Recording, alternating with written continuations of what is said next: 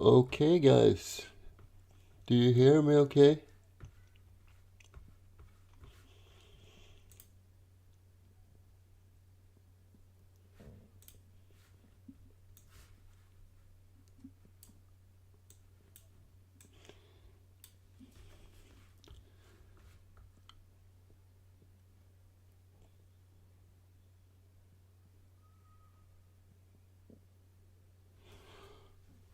Okay, so we are live. And let me just make a little bit of announcement. So let's see if you see my web page. 1 second. Here we go. This.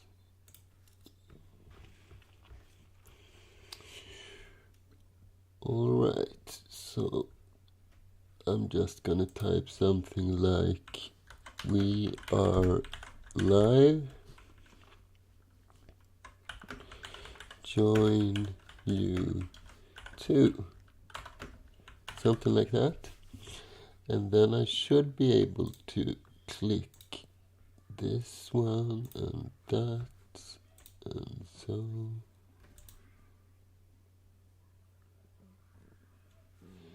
There we go. So last time I had a stream, we had a little bit of a bandwidth problem, most probable due to my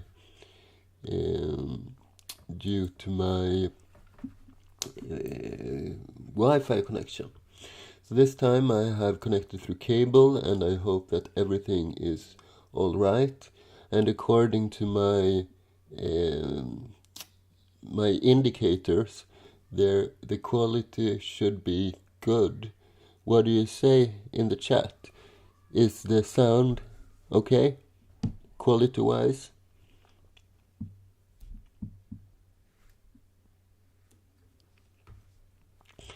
You can write in the chat if you...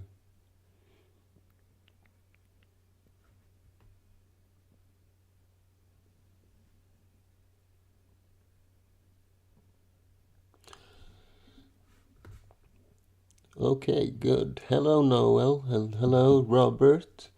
Hi, Arnob and Angel, and Through Float. Hello, hello. Who else do we have in here? A couple of other people who hasn't written in chat yet. If you want me to greet you, you can also write in the chat, because I don't really see a list of all the users, unfortunately. So the first few minutes I want to dedicate to just talk to you guys a little bit, because last time I had a stream, there came a couple of users when the stream started, and after 5-10 minutes a lot of other users came in. So I don't want to start the real project until like 10 minutes past the original start time or something like that.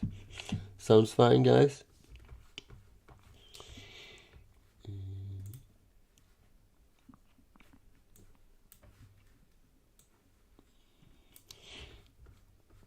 Hello, Nob. How are you?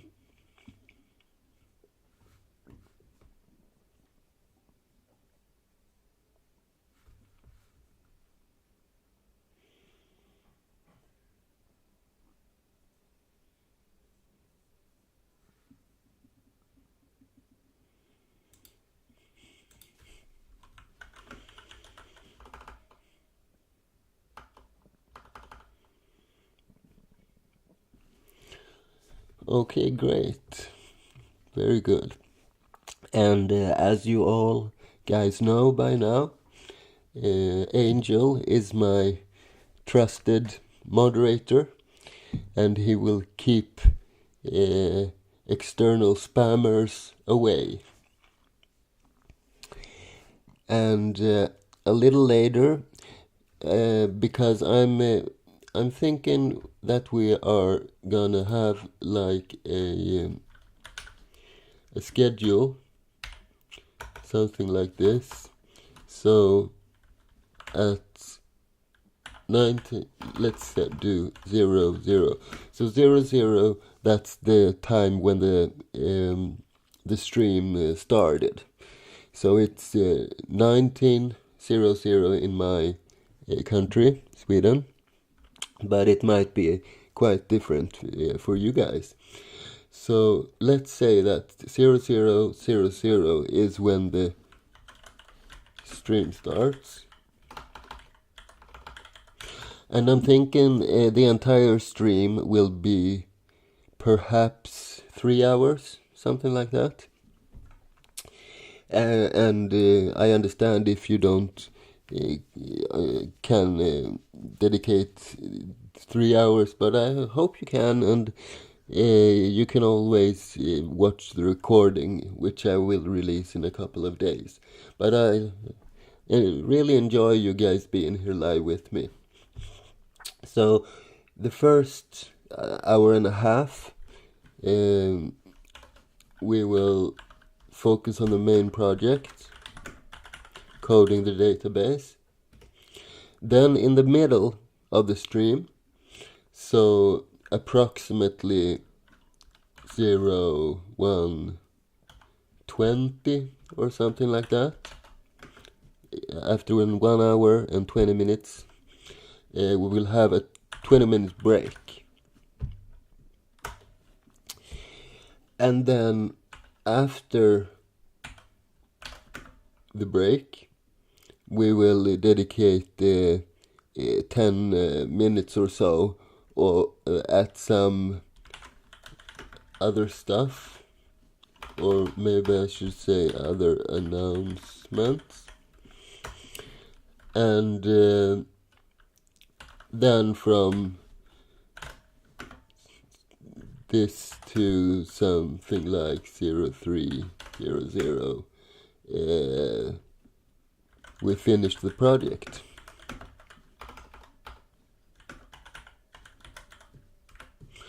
Okay, is this schedule understandable?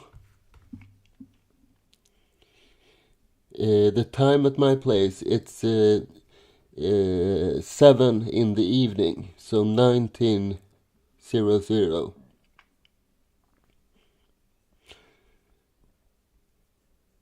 Okay, so it's middle of the night in the Venezuela. I'm happy that you are here, even though it's the night, Angel.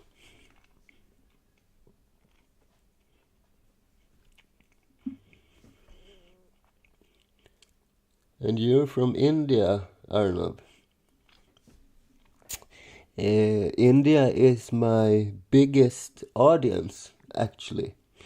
When I look at the statistics for my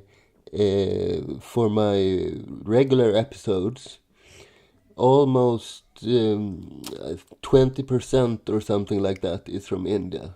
I really like India. It's a beautiful country, and Venezuela as well. I haven't been, but I will go someday.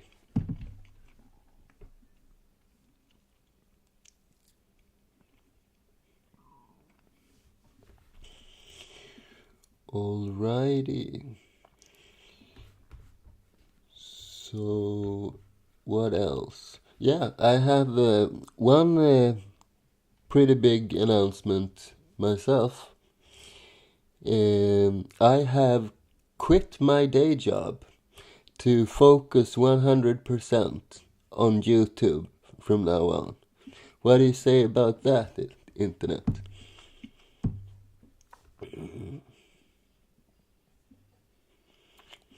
I'm glad to hear it, Arnav.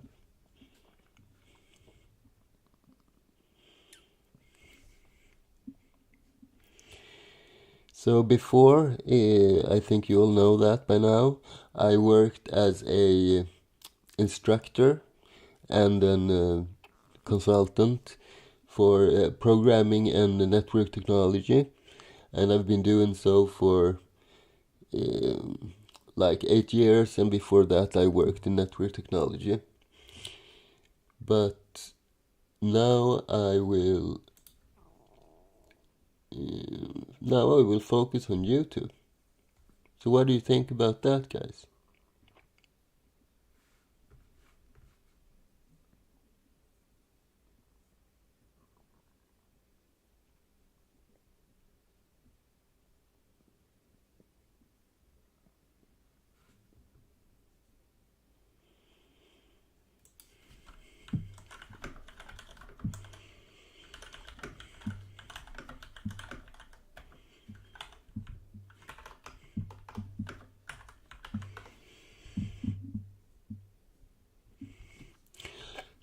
Arnab, I will do something like that actually.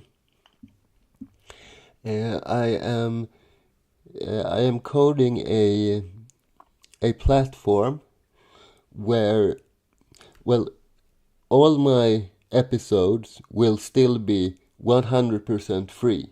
That will always be the case, okay? But I will create a website where you can pay for the episodes if you want to. So it's voluntarily, you know. So if you go and watch one of my episodes and you think that you have learned something and you like the episode, then you can voluntarily, if you want, give a small sum of money to me. Thank you, Robert. Yeah, I think so too.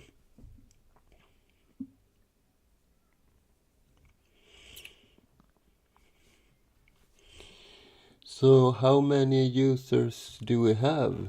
I'm not really sure if I can see that from here.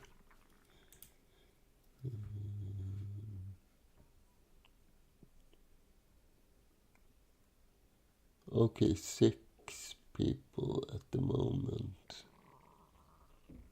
Perhaps.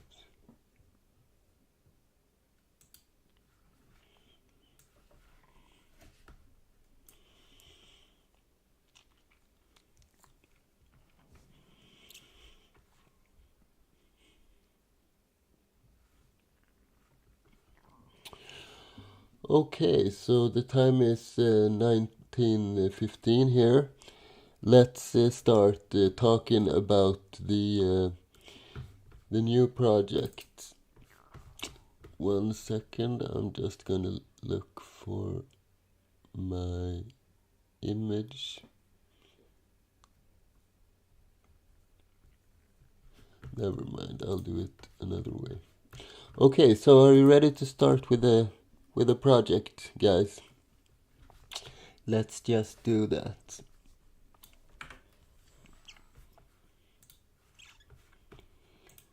Let's see, and now my chat disappeared somewhere. Sorry, one moment. Okay, it went here.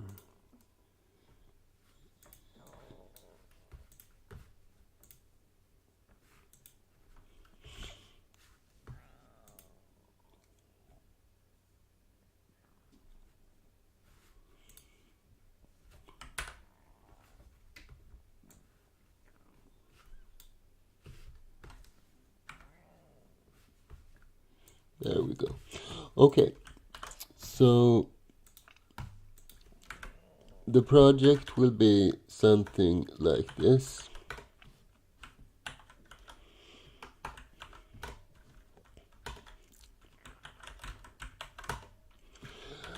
I want to create a database, my own database, and my intention is that it will be very, very fast. So I'm gonna call it Cache 22. It's a pun based on the, catch 22, but it's a cache. So it's an in-memory database. An in-memory database is not saved to disk. If you restart the database, you will lose all the data. So it's basically like a RAM memory, and it's saved in the RAM only. And why would you need such an construction? Is there perhaps anyone in the chat who knows that? Where did you go? So chat, do you know what use you might have of an in-memory cache database? Thank you, Tejas.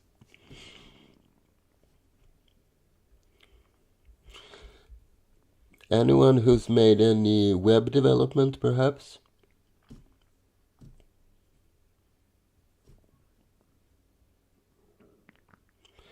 That's right, Tejas. And what kind of context or what kind of projects would you need such a thing for? Because most often you want your data to be saved when it saves in the database, but not always, right?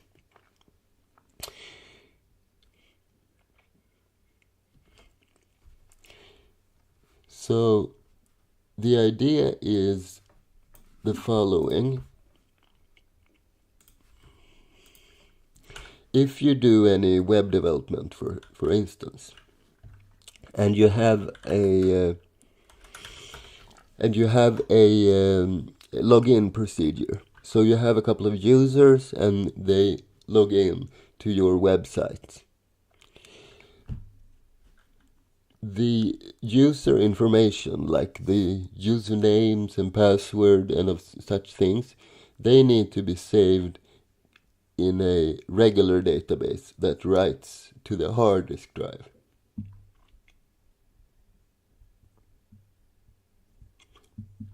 That's right, Arnab. So Arnav says if there's no DB updates, we fetch directly instead of calling to DB again and again, useful for multiple read operations. Exactly right. So we use the cache database as a step in between the regular database, so we can easily grab our data if it needs to read the same data again. Very good. And there's one other case as well. So if you have the login information saved in the real database, when the user logs in, they get a session ID. That's something like this, just a random string, but that identifies the login, so to speak, that connects your web browser. So web browser, it connects to the server. So every time you send a request with your web browser, you include this session ID as a cookie, and that defines your connection, so you don't have to log in again and again. It remembers that you are logged in. And that's exactly that kind of temporary information that you benefit from having in a fast in-memory database. Because as soon as you have logged out, this information is deleted. And if the information would be lost, like if we have to reboot the server, that's not a complete disaster, because all you need to do as a user is log in again. So that's a very common use case as well for an in-memory database. And the most known or used memory in-memory database is called Redis. And that's what gave me this idea. So, one sec. So I was looking at Redis website and I found something peculiar.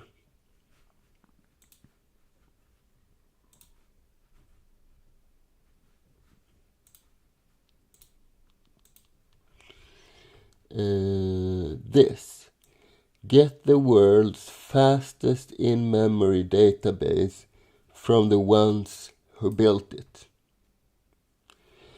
So when I saw this this sentence, I thought, well, what if we could do better? So the entire goal of this project is to make it faster than Redis and force Redis to change their website and write from the almost fastest or something like that for the second fastest. Wouldn't that be fun, watching they rename that slogan just because we coded something together which is faster than Redis?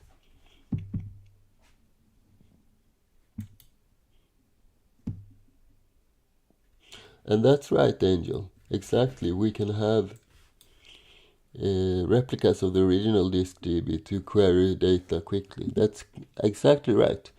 That's a different use case for this database. So it's really useful, right? This kind of database, and it will be fun to code, I think.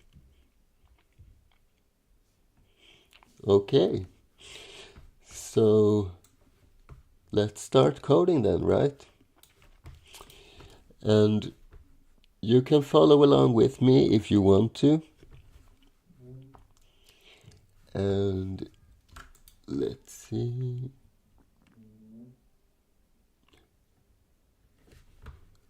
Okay, that's very interesting. Redis is not free anymore. Okay, so we are making our database completely free, which means that's another selling point, so to speak, for our database, right? Anyhow, let's get to the coding. And are you seeing my whole screen right now? There's nothing at the edges that is outside of this black window, right? Because we'll be doing most of our code right here. But before I begin, I need to log in to my Sociopath SCP client, so I will be able to code on the live on the server. And it almost doesn't fit, but yeah, it kind of does. And if you haven't used this tool before, then let's see, this. If you haven't used this tool, you can go to Google and Google Sociopath SCP client. And why does it have the name Sociopath? Well, that's because it's an SCP client, and I think it's a fun pun to go from SCP.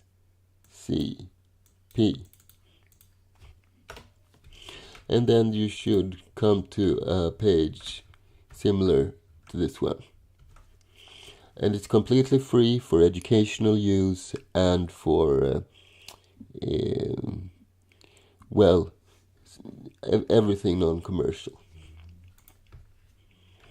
All right.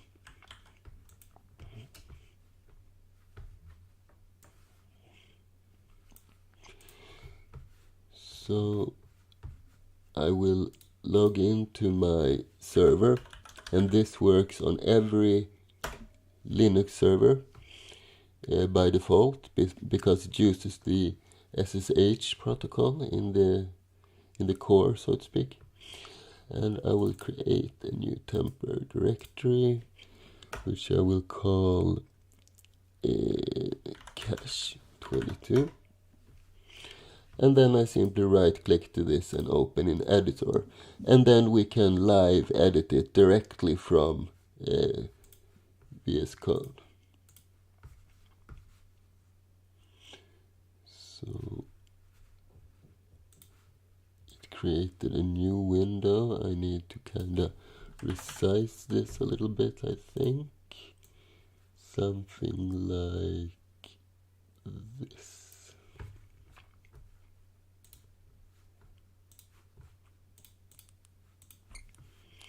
And let's minimize this. One trick is to click on one of those and then click outside, because if nothing is selected, then the TCP keep alive kicks in, which makes this connection will almost never disconnect, which is kind of nice. Alrighty then.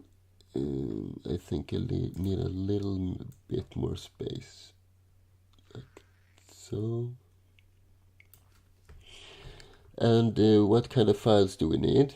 Well, as usual, we will need a makefile. So right click on the folder, new file, and let's call it makefile, like this. And all these annoying pop-ups, which I don't know how to remove. And let's call this cache 22.c. And an annoying pop-up again. And cache 22.h. And yet another annoying pop-up. Isn't it wonderful? I wonder who might have coded this. Can it be Microsoft, perhaps? King of that kind of stuff? Never mind, I like this editor. It's a very good editor. And let's just put some temporary stuff in here. Cache 22.h this is.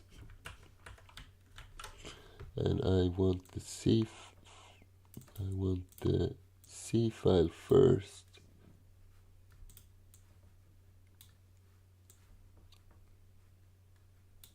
Okay, it didn't.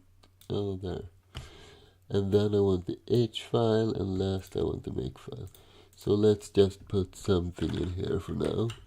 And in the C file I will do a comment as well, cache 22.c. And now I have saved all three of them. So if I go into this, I need to log into the server first. Let's start my screen. And this will be 367 perhaps. No.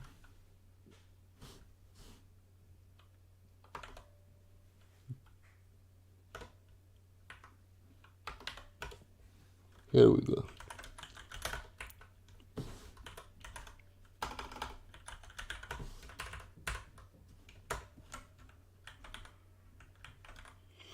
Okay, this is used for other stuff.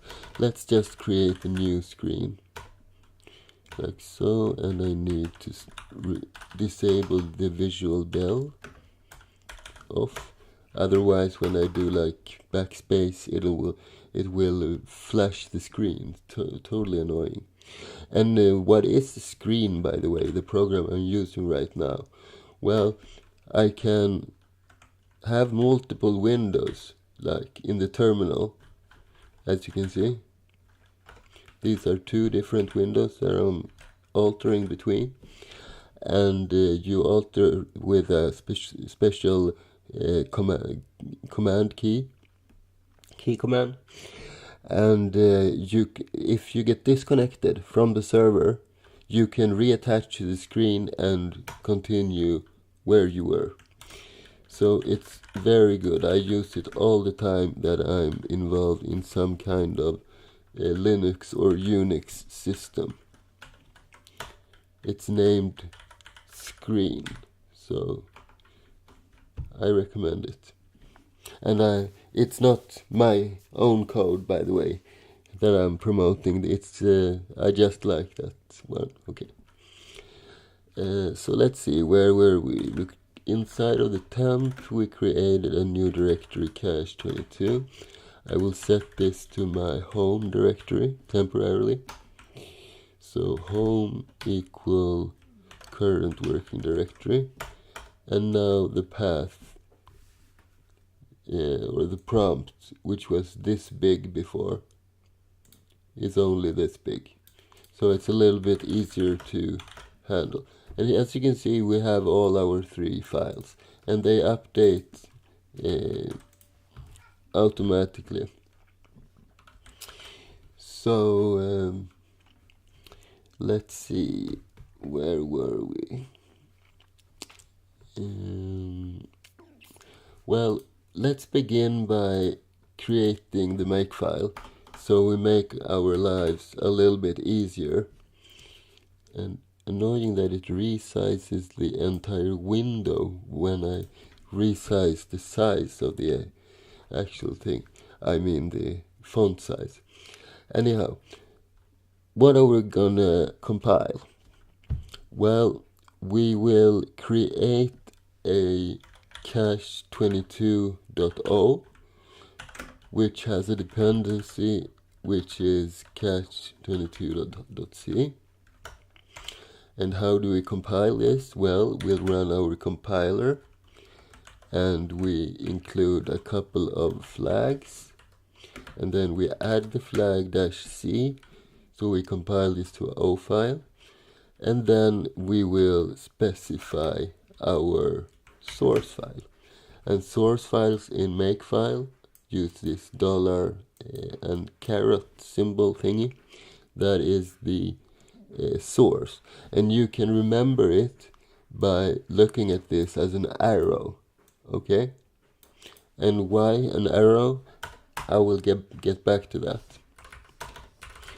And the next step, then we have our cache.o, but we want to create our cache, so we will add cache.o as a dependency. And how do we compile this? Well, we run our compiler, followed by flags, and this time we specify our source file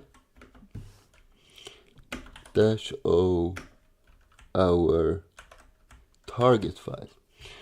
So this is sourced, the arrow, right? And this is the target.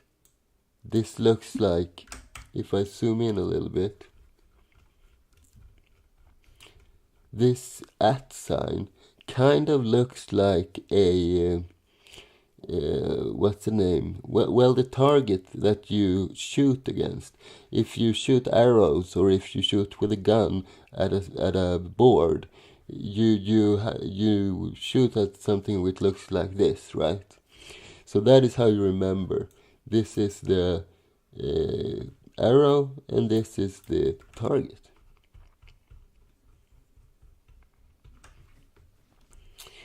And in addition to that, we might have some, which I call LD flags.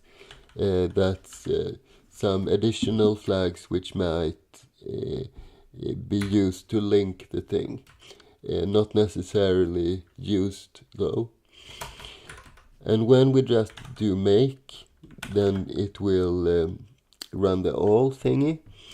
And what do we want to make? Well, it's just one thing at the moment, and that is the cache 22. Let's rename this, by the way, cache 22. And I will also have a clean, which removes everything.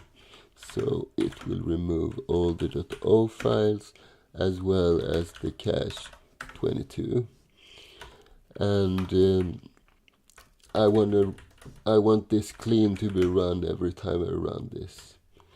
And all that's left to add are the flags variable, which I think we will optimize with .o2. Let's add w all so we get a little bit more warnings. And let's also specify the C version that we want to run. And I'm going to be using C2X, which is basically C23, the newest one. Okay, so save this. And if I have done everything right, then I should be able to run just make and only get errors because the files are empty and nothing else. And no cache.o. Interesting. So what do we have here? Cache22.o, cache22. Oh, I just did cache here. It should be cache22. Easy mistake. Let's try it again. And this time it works. It creates our O file, as you can see. And also it gives an error because the files are empty, but that's what we want. And if I do make clean, everything is clean. So we have the structure of our project as of now, but we also gonna need a couple of things. We will need our tree, but our tree isn't finished yet, right? So what we're gonna focus on today, which will be big enough, I promise you that, we will create the base database server, okay? So today we create the core database server, and we create all network communications and stuff like that. So my intention is that you should be able to connect to the database, issue commands, and those commands should be interpreted, and it should call the correct function. Okay, but before we begin, do you have any questions?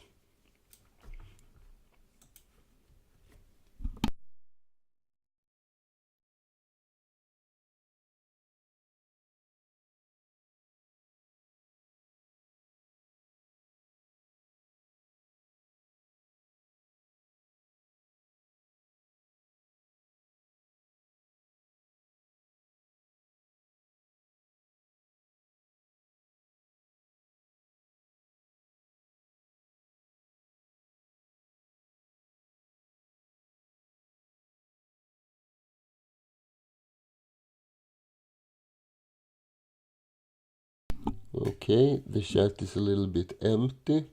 I hope you can still hear me and that everything is okay. Okay, there we go. I think it's a little bit delay when I say something and when it happens on chat. Will it support the Redis protocol? No, it will not support the Redis protocol because we will be coding our own. However, what I intend to do when the database is finished is create a JavaScript library which uses the database, and the API will be exactly like Redis. So you can use the JavaScript Cache22 API the same you would the Redis API in your web development.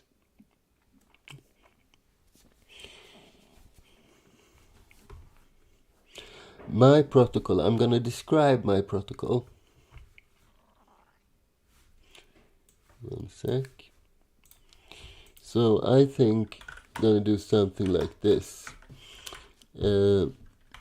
So there are basically two ways of defining a network protocol. either you define that these two bits should mean this, and then after that you have 4 bits which is like something else, and so on. And this is the popular way of doing it today. So you basically define a structure with all of these fields, and then you send that to the database, and same with the reply. The advantage of doing it this way is it's slightly more optimized because you make use of every bit every time you send a message. But our project is not intended to have the best possible network protocol. That's not where the speed comes from, and it will not be the most memory preserved one either. No, we will focus on CPU optimization, because that is what will make our database fast, that it utilizes very few CPU instructions when you need to grab some information. So I have decided that my protocol will use ASCII. So basically you will be able to do telnet and then localhost and some port like this. And the database will say something like, hello, running cache 22 version 0, or something like that. This will be customizable, by the way. It will not give out this kind of info if you don't want it to. And how do you reply when, well, you will have a client, by the way, which will help you do this, but the actual protocol will look something like this. So the client will say something like, create a user. So it will create the folder users, and then you get back something like 100 or 200, okay? And then you will create, then you do something like insert users key value, like this. Or you do something like select users key. So it will be a very simple ASCII based protocol, but we will not lose many bits on each transaction, and it's much easier both for me and the user, if they are advanced enough, to troubleshoot if something goes wrong, right? Because they can just telnet to the server and issue the commands to themselves if they want to. But we will have a client, command line client, which will send these commands and have like a real terminal and stuff like that, which is necessary nowadays. If you have any questions, you can ask them anytime. I will not be able to see them and answer them when I'm coding, but my dear moderator Angel will collect them, and every now and then I will ask, are there any questions? And then Angel will forward one question at a time to me, okay? So, it's time for the actual coding then. Let's see, where is this one? Here we are.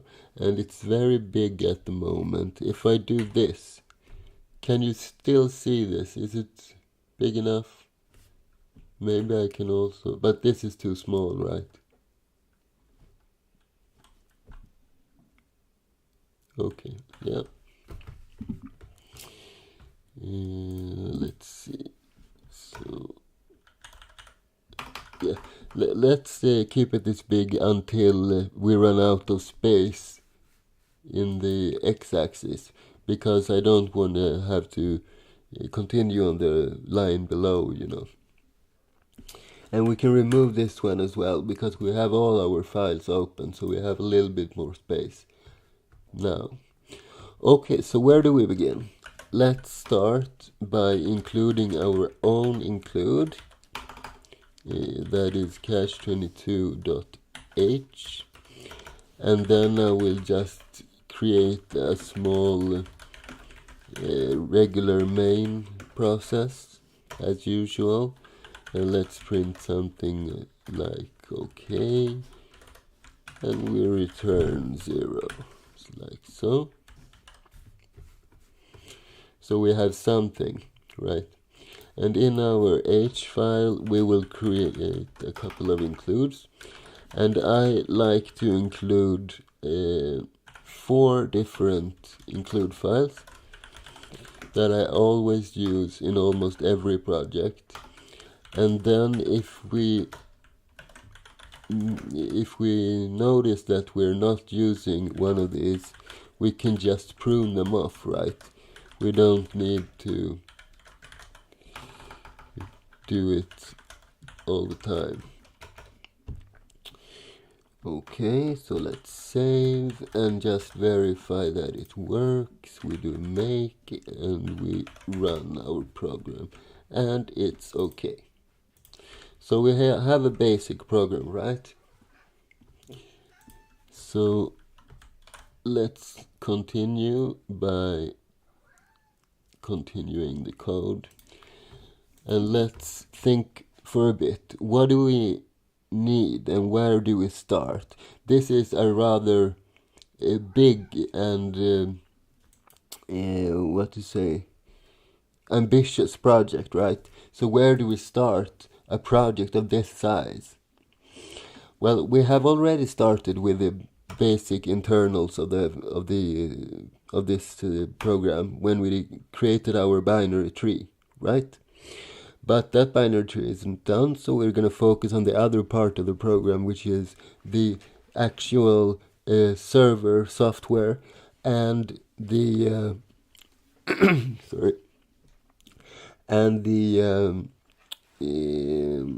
the network communication, right? So let's start by creating the basis of the network communication, and so we can log in to our server to start with. Okay, so how do we do that? Well, we do need a couple of standard structures. We need a struct, let me see, sock,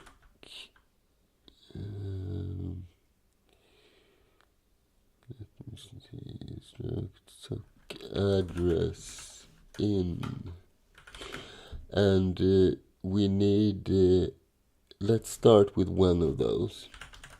We need one for the client and one for the server, by the way, but I'm gonna handle the client in a separate function. And we should probably not do this inside of main, by the way. So let's instead do something like, while, and we need a global variable. So let's say we have a variable which is a bool,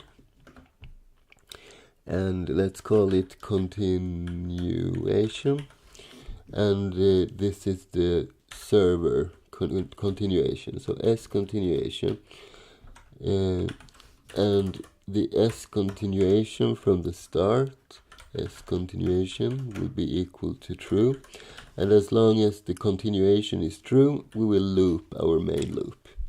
So when we quit the program, we set s continuation to false, and it will quit the program. So while s continuation, we will run our main loop, like so. So we get a little bit structure. And as I create the functions, I want to add them inside of the H as well. So let's do and we need the bool as well, std bool.h. Where were we? Yeah, with the function declarations. So we have an int main, which takes an int and a star, and before that we will have a void main loop void. As of now, we might add something to this. Another thing I like to do is define my integers, because I usually use 3 different integers. So I will define a type def. I want a 32-bit integer, for example, and that will be an inside int 32. I will also need a 16-bit integer, which will be an unsigned short int 16. And finally I will need an 8-bit integer. And an 8-bit integer in this case is a char. So int 8 is char. Something like this. And that's basically so I have a little bit more control over the size of the variables, right? So let's see. Okay, the number of viewers is increasing. That's a good sign. 10 looking at the moment. It was 6 last I checked. Hope you like what you see as far. Okay, so where were we? Our main loop, right? And this will be a void main loop. And I leave this like this. Do you know, by the way, what the difference is between this and this? You would think void, that's nothing, right? So it's basically the same. Well, the difference is if I have a void, it's wrong to call the main loop and do something like 1, 2, 3. That's not okay. But in case of empty, we can give them as many arguments as we like. You didn't know that, right? Anyhow, that's a parenthesis. Let's go back to where we were. So struct sock address in sock. We also need an int s to hold our file descriptor.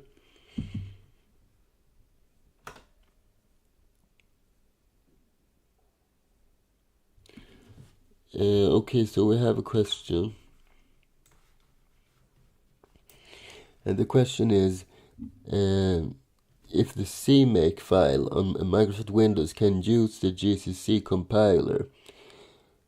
I would assume so. I have heard, I don't know much about CMake and I don't know much about Windows in general or Microsoft stuff. But I have compiled programs, I think, in Linux, which were coded in C, not my own, but other people's programs. And they used CMake.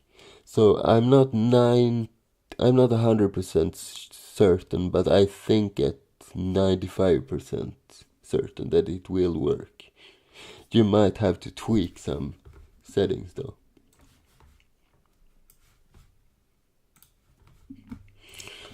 Okay, so where were we? We were in the VS Code, right? Okay, so now we have our structure. Let's begin by preparing our structure, and there's 3 fields in there that are interesting. We need the sock syn family, to be AF inet. That's basically a standard thing that we're using internet protocols. Then the next thing is our port. And what should that be? Well, we need a function which puts the data in the network byte order. So if it's, for example, in hex FF55, we need to do 55FF. And in one of my episodes I coded my own function for that, but we're not going to waste the time on that today. So instead we are going to use the standard C function ageTOM_s, and we put our port right here. Yes, or perhaps, yeah, let's do it like this. So inside of here, let's define our port as, what port should we use? Any suggestions? It can be basically any value from 0 to 65,535.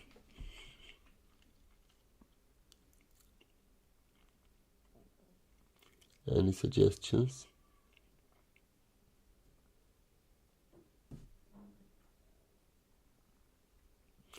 Well, let me define this as something for now, 12,000 or something. And if you have any wishes, just say so and we will change it. Because the port number when we are designing network protocol server programs is like an identifying factor to your protocol. It's unique usually for your protocol.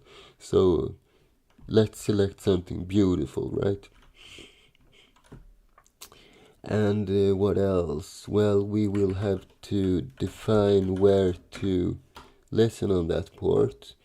So let's do 120 and 49. Okay, if I think it needs to be a number which is easily to remember by the admins. If not, then nobody will care, right? So I think a 4-digit number is better, and something which is easily remembered. But thank you for the suggestion. Okay, so let's do define host. And we want to listen to localhost, which is 127.0.0.1, like so. We go back to our C file and we do the sock_syn address, source address, and we use a function called inet address, because this too will have to be changed to network byte order. So an IP address looks like this in hex, and we need it to look like this. So that's because the internet wants all the important data to be sent first. So that's basically why. But we use this inet address function in order to convert. So all we need to specify is a string, and let's define that as a constant for the time being. I'm going to change it to command line arguments later on. So what did we call it? Host, like so. And now we have successfully filled in our structure.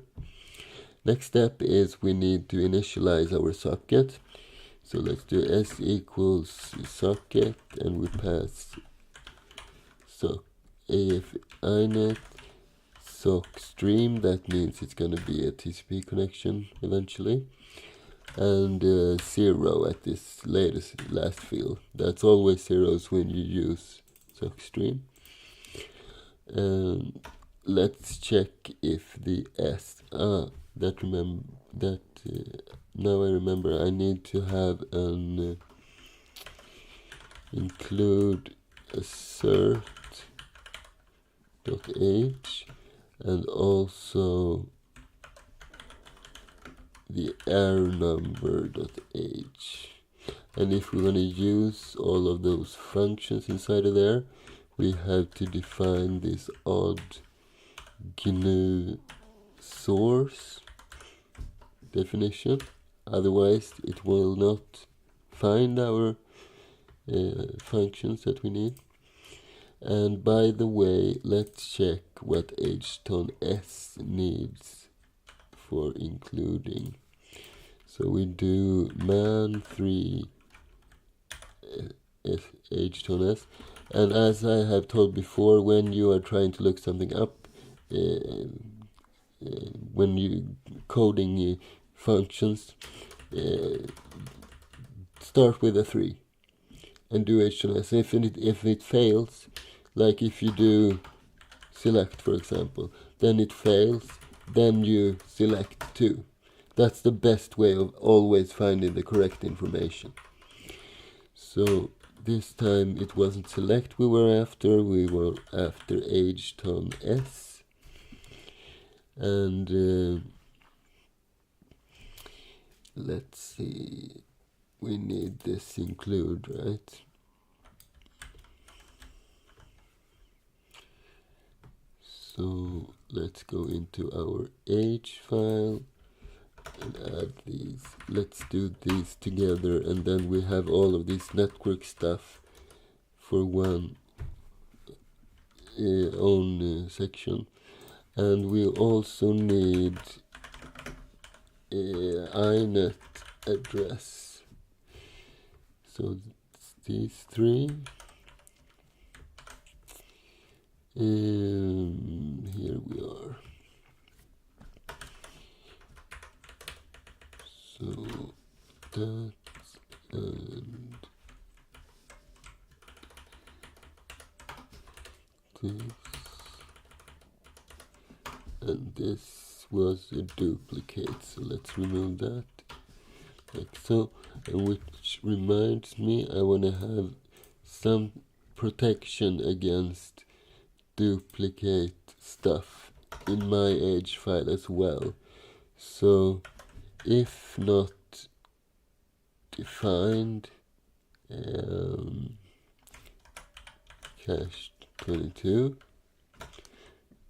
then we define cache 22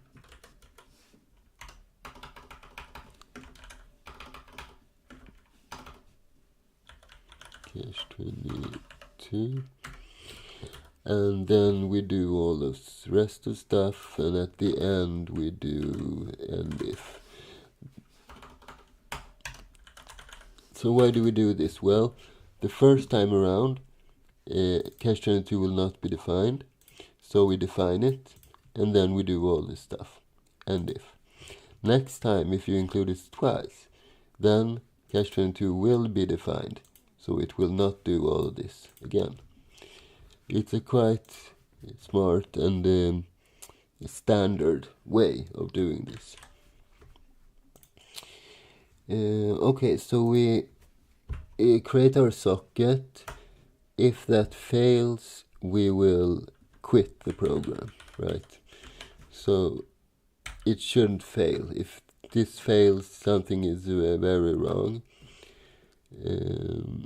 So assert that S is positive.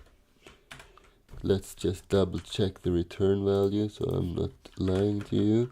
Man, okay, let's try my thing here. So we need to check out the function socket, right? So let's begin by doing man3 socket, and we don't get a hit. But if we do man2, we do get it.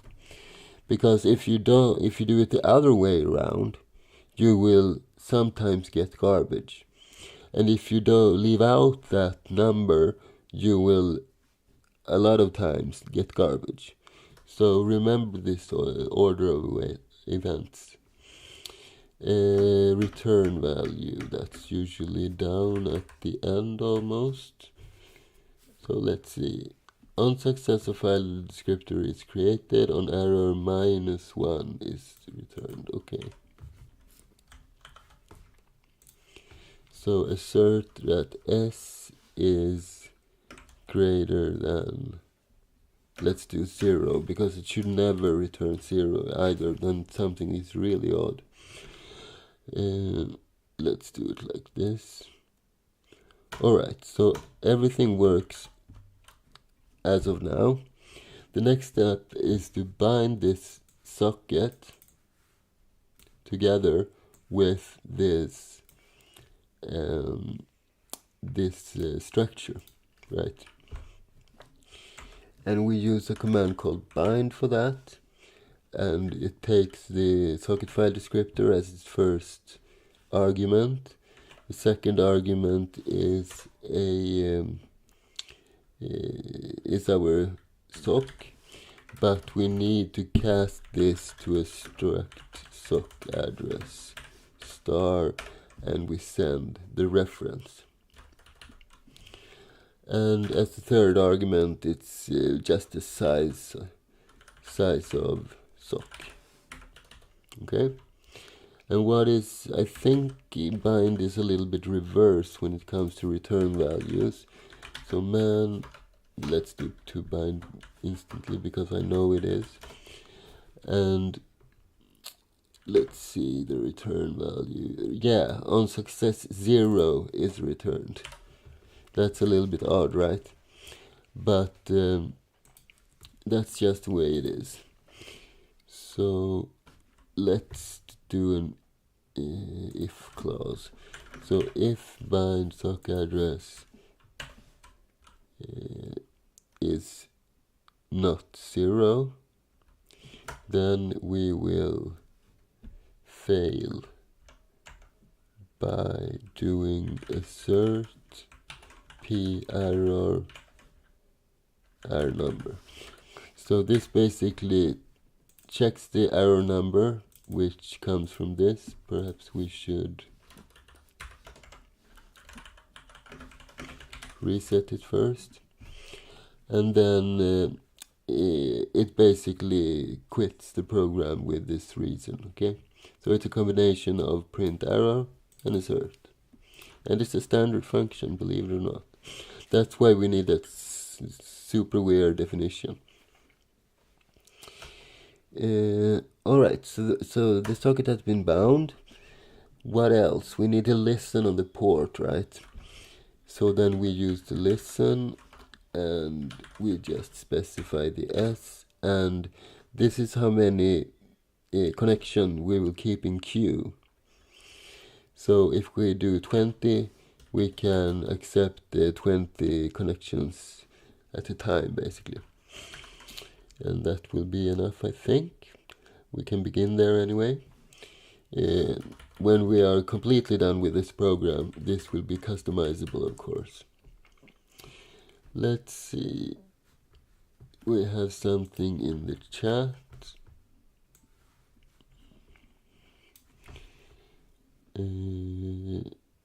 Your subscriber count equal 4. That's quite funny, actually. A little bit tricky to update it every day, though. I suggest support should be indicated when running the server. Not specify, we can place one by default. Okay, Robert, I didn't know that. That's actually pretty good. Let's do that. And Angel's thing as well. Okay, so that we can do quite instantly, I think. If we will just go to VS Code, and we will write inside of our main function, I will create a char export. This is a port in the string format, and we will also have an int, which is a port. And int 16 is enough, by the way. So int 16 port. If arguments is less than 2,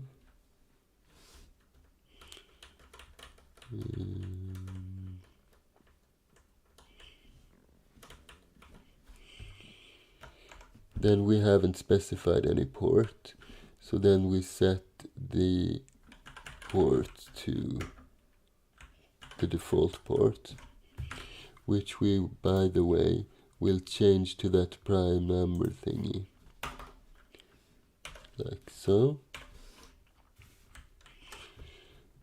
And let's see, so if the arguments are this low, we will do this, and else if we have a port, no, let's just do this.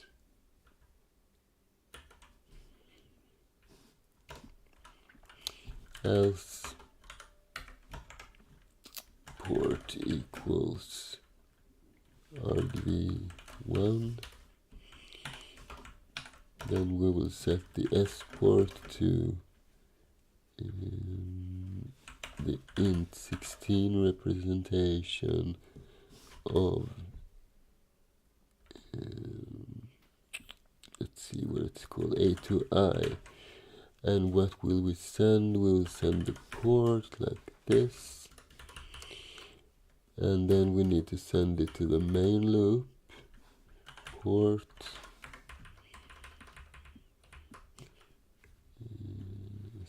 Oh no, the S port. Let's set the S port. I'm doing it the wrong way. The S port should be set to that, and this should be the S port, and here we will send the port. That's right. Okay, so the main loop will accept an int 16 port, and we need to update our function definitions. So instead of void, we will have an int 16 right here, and basically change this to port, right? So before we continue, let's check the return value of listen. I don't think it's something to worry about, but let's just see. Okay, some stuff can go wrong anyway. So on success, 0 is returned once again.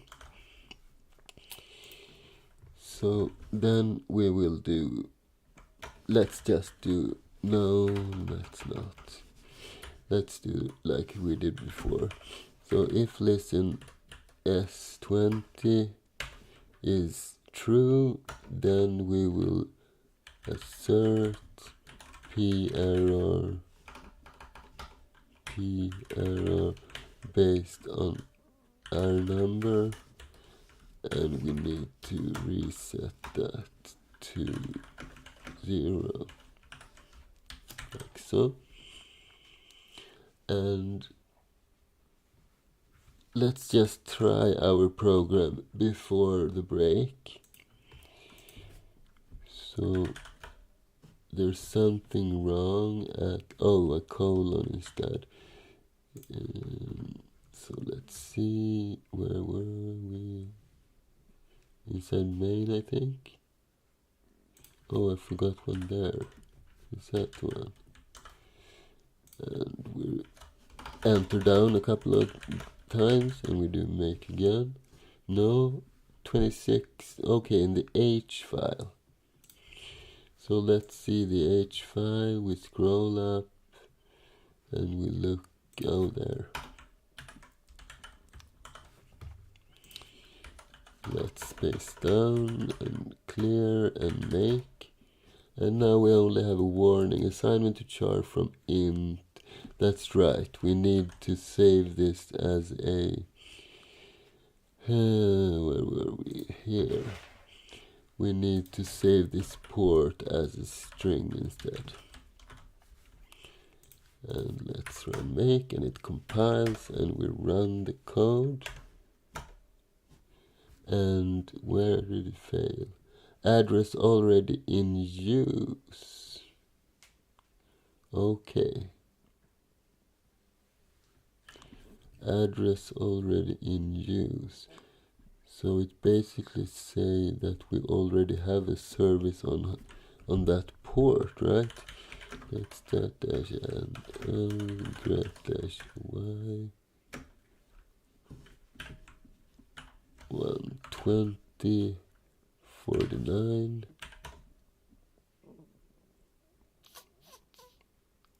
Did we specify the address erroneous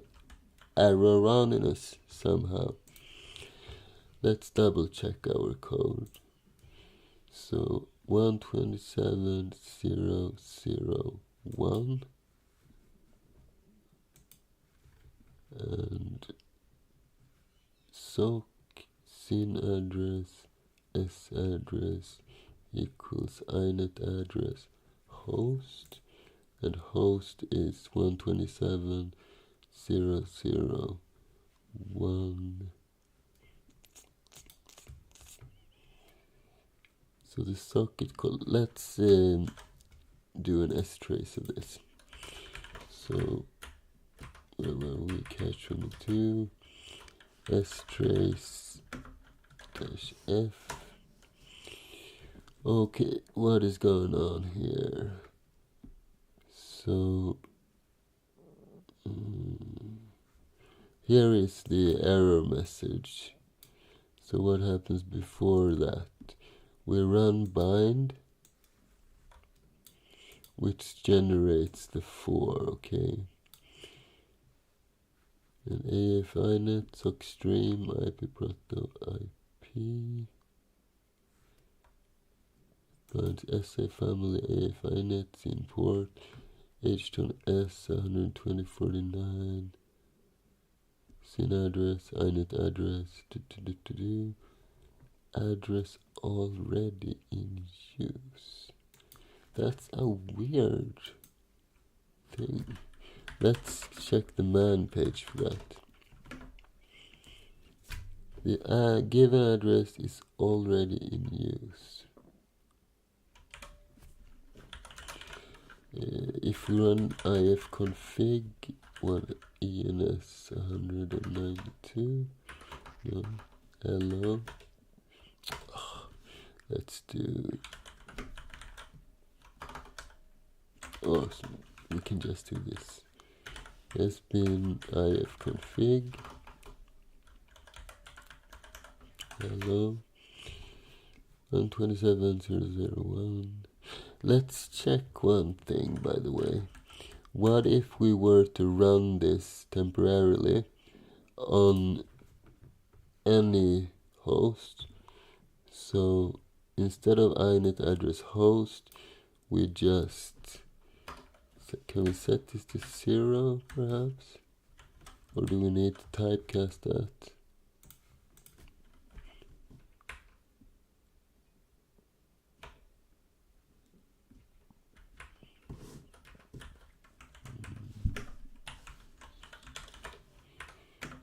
Let's see, 369. No, that's not right. 367.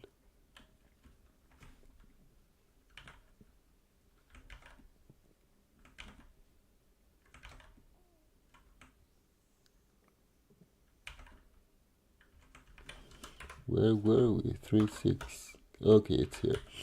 So cd temp, cd cache 22, and make.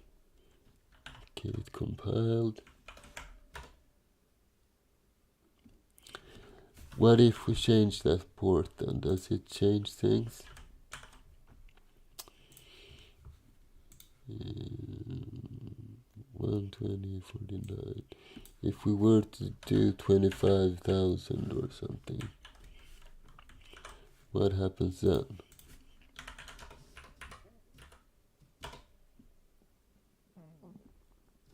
address already in use. I must have done something wrong when I prepared the structure or something. Let's see now. You can do one thing 100 times but still make mistakes. So socks in family AFINet, socks in port htone s port, sock sin address s address equals 0, s equals socket inet sock stream 0, and bind. So if bind is not 0, struct sock headers in sock size of sock.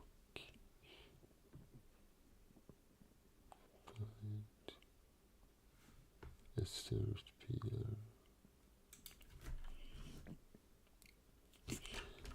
And bind should be 0, right? Let's double check that. Bind to bind. And because it returned 4. Did you find something wrong, Arnab?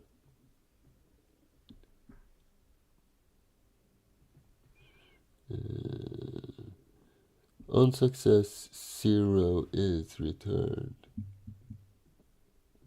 Yeah, I did have that before, instead of the 0. But 0 is any address, right? We can also, to be more specific, we can do something like this. inet. I think it says something like in address any. There should be some kind of variable like that as well, but that shouldn't be the problem, I think. No, whatever we do, it gives us this strange thing. Let's check, by the way, if s-f let's 2 t and 1. Let's check for the socket call. So it gives us a real socket.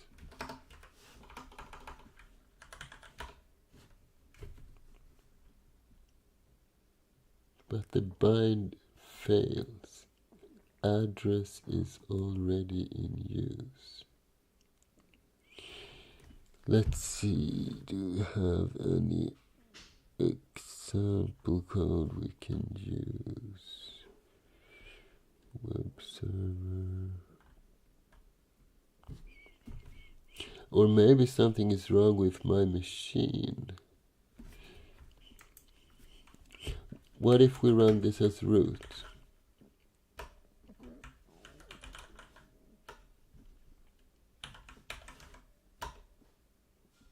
Same error.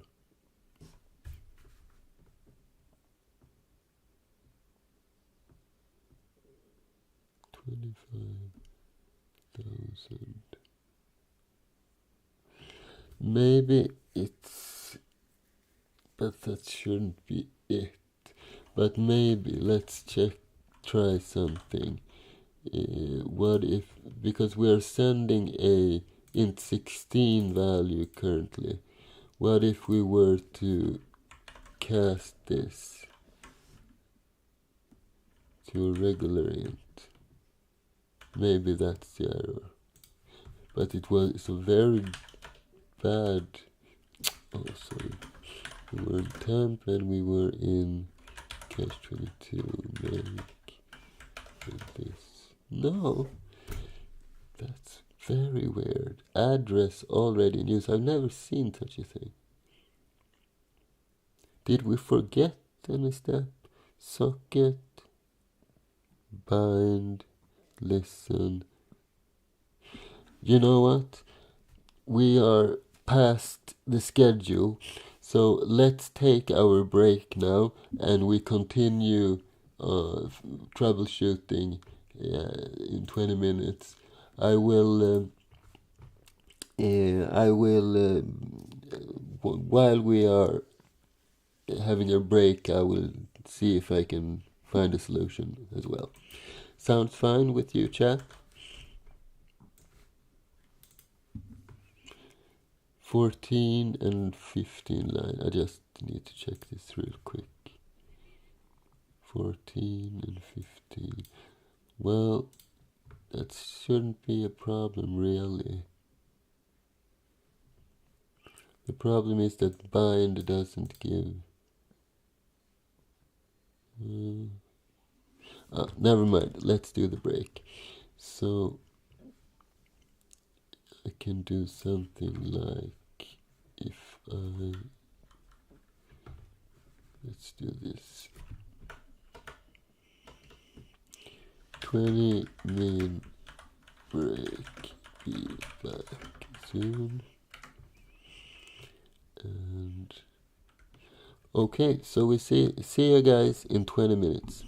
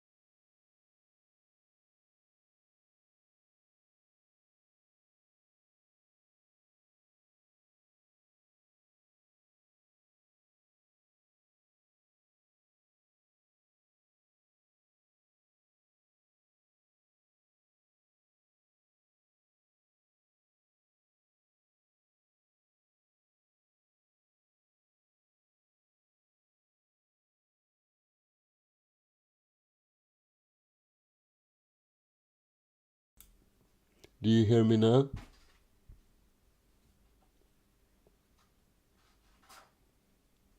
Do you hear me now, guys?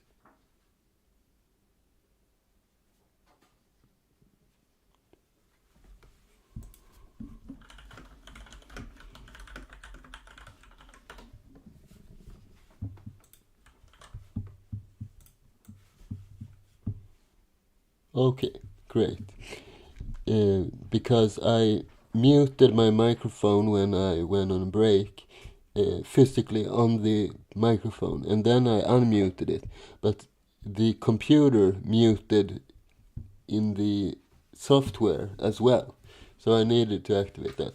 But all I was saying this far is the arrow we had before.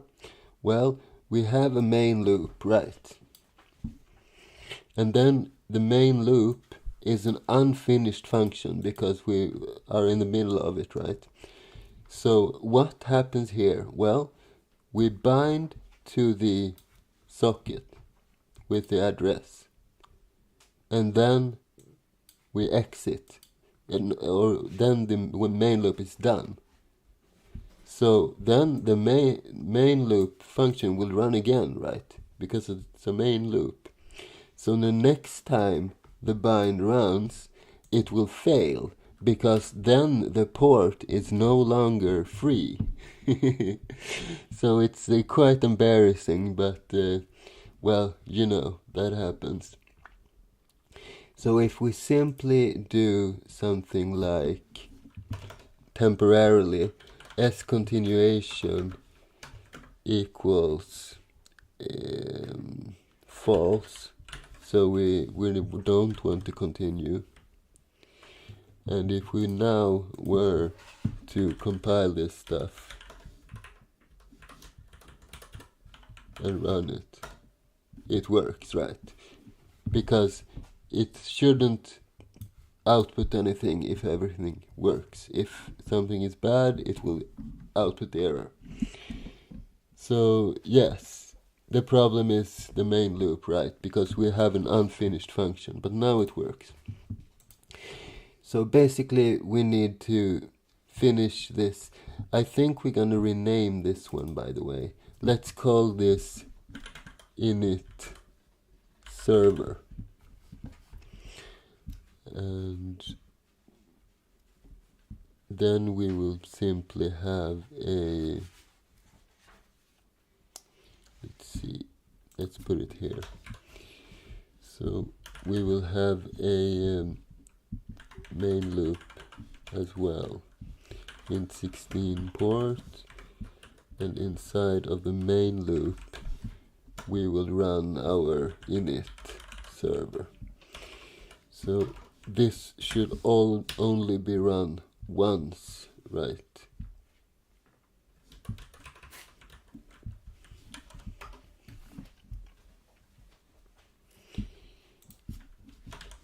So we put it here instead.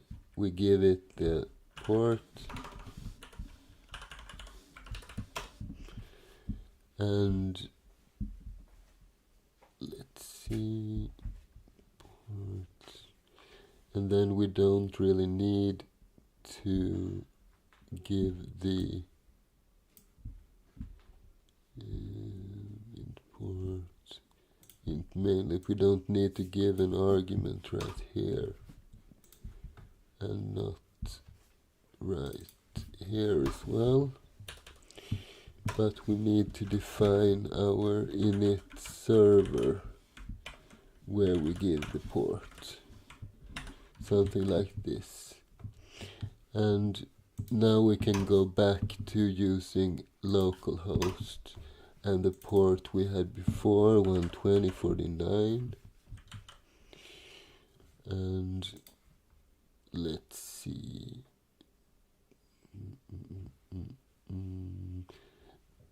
We need the s, by the way. Int s. Int. So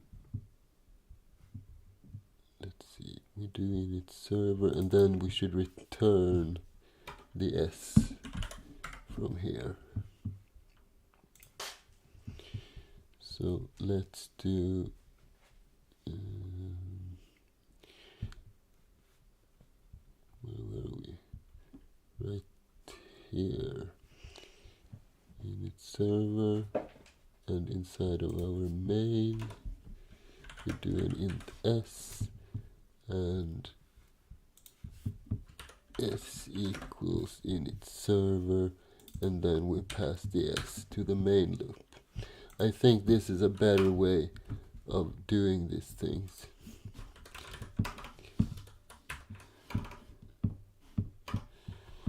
And let's put in a message which says that everything is fine. So something like print, or let's do log, by the way. We'll create a macro with that name. So we will log that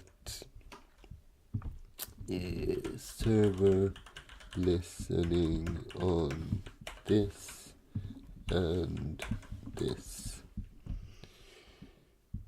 And this will be our host and our port. And then we will return the S.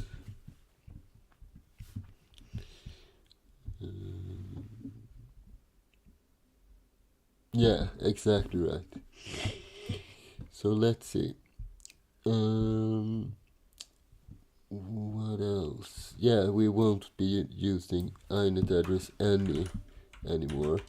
Instead, we will go back to this. Right. Like so. Let's see if I did anything wrong. Oh, yeah, log. We didn't define log. So what is log? It's basically printf, right? Yeah, but not quite. So define log. Let's just do log with small letters. And we will log an x and some arguments like args. And what are we gonna do with this? Well, we are gonna call printf, and we will have the x right here. This is the what's it called? The format string, right? And then we will possibly have a comma, but only if we have args. So then we have something called va opt. This is new in the latest C, I think, which means it will only, I think it should be like this, it will only add this comma if we have args. Let's see if I did that right. And I think we need to define stdef.h and not define, include, and we also need to include std args like so.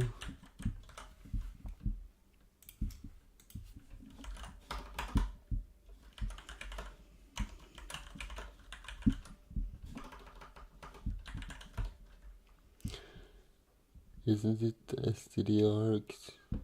stdarg, I think it's singularis.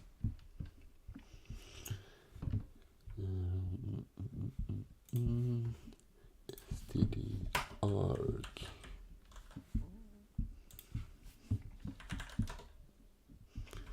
And what did we miss? Conflicting types. I didn't update the types. So void main loop, and it takes an int init server, which takes an int 16. And what did we do? Void main loop takes an int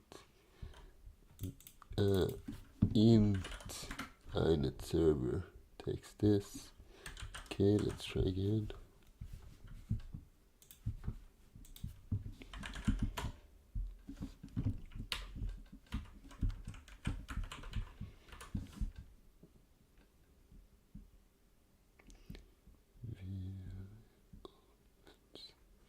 It didn't like that construction. VA. Let's wait a little with that. I'm not feeling too eager to define that. I probably will always use it with args anyway. So let's do it like this.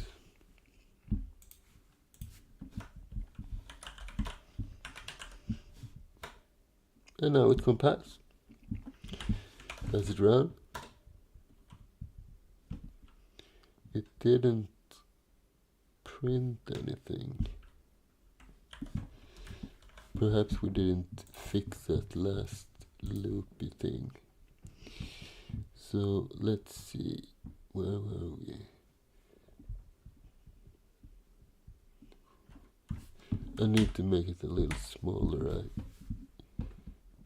just temporarily. So port is the A2I port, then we set S to init server with that port. And what does init server do? It runs through all of these things and it should log this stuff and return the S. And then I think everything is right, but it didn't print this thing correctly. X args. What if we were to do just those right here, and then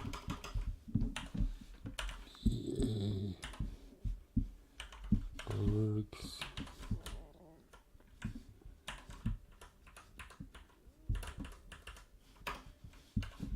like so. I renamed it, didn't I?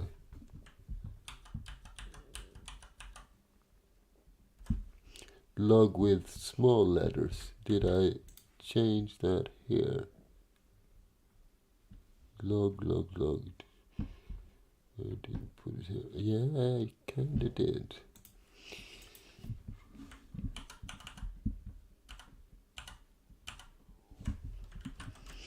If this doesn't work now, I will just throw out this log function. VA args. Same problem that we had last stream. I thought I fixed that, but never mind. And that way we changed it to one of these, right? VA args. Let me just try this one more time.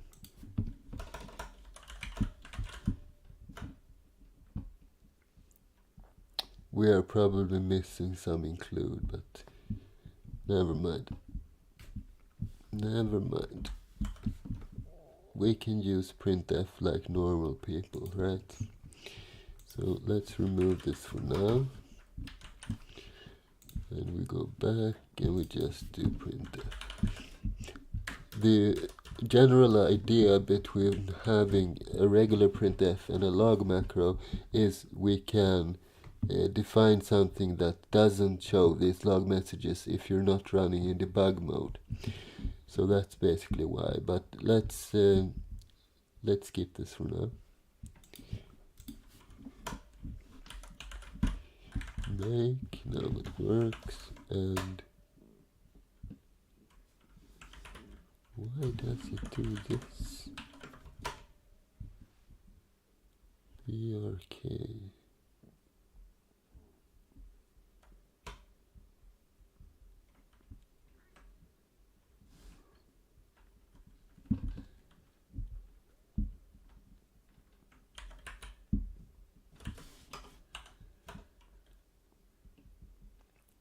It does print it, right? It should at least. Perhaps we need to flush it. Yeah, now I see what's wrong. If we look at this printf, I don't end it with a new line.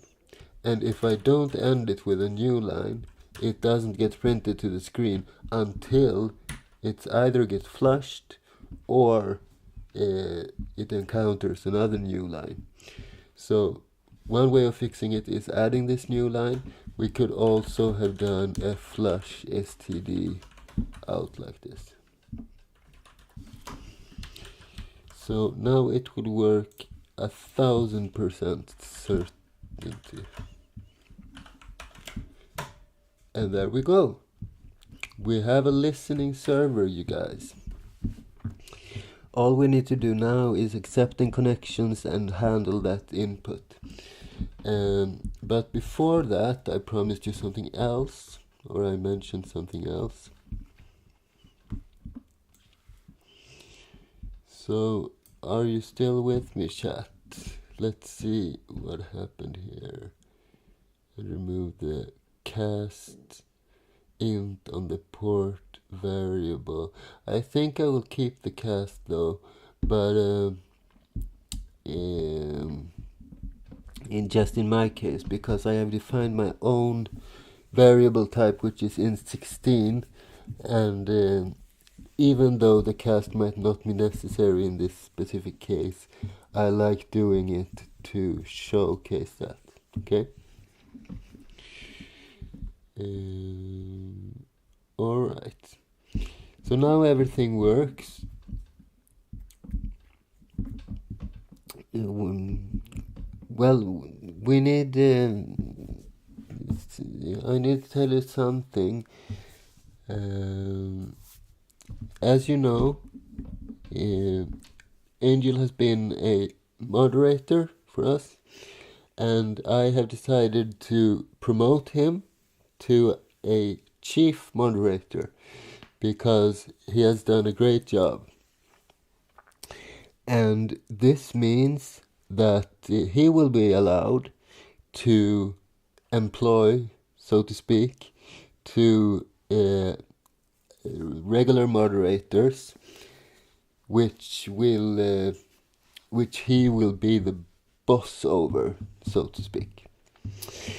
So, Angel, do you have any special someone that you want to offer the job?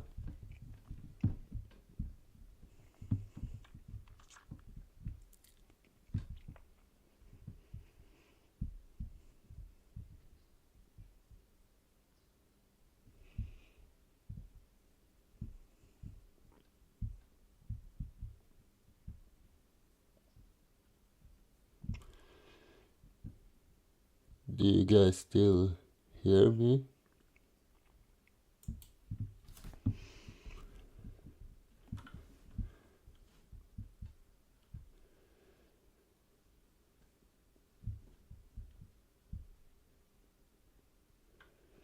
Maybe it's a little bit delay, I'm not sure.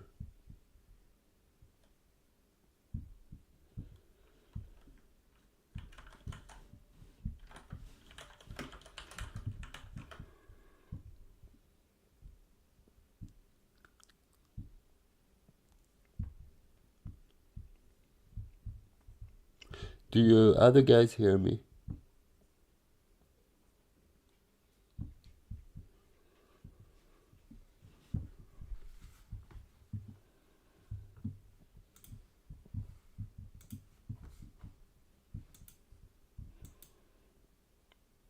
Is it some problem with the sound? Does it... I don't know, do you hear me, for example?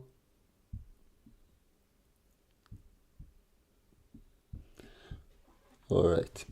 When Angel comes back, please notify me and we will take this part then instead. We will never close the socket actually, or we will close it when we exit the main loop, and that's only when we shut down the server. So let's add that next. It actually does do that by default when you quit the program or press Ctrl C, but it's good to have here. So let's see, we do have the S, so let's just do close S when we shut down the server.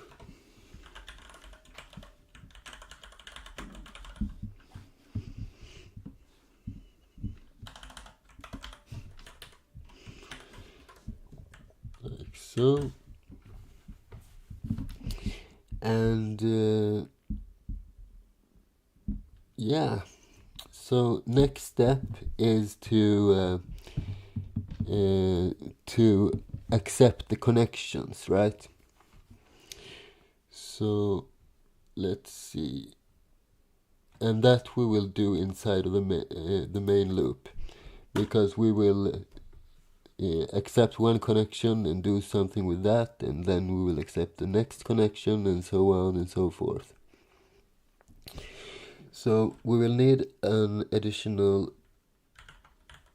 Okay, Angel's back. Okay, Angel, good to have you back. I was just mentioning that you have done a great job, and I have promoted you to the chief moderator, which makes it which means you will employ 2 of your moderators, and you 3 will form a group where you will be the boss. So I will keep coding, by the way, but while I am coding, you can take care of this part, Angel, and offer someone or 2 people, up to 2 people, the job. All right?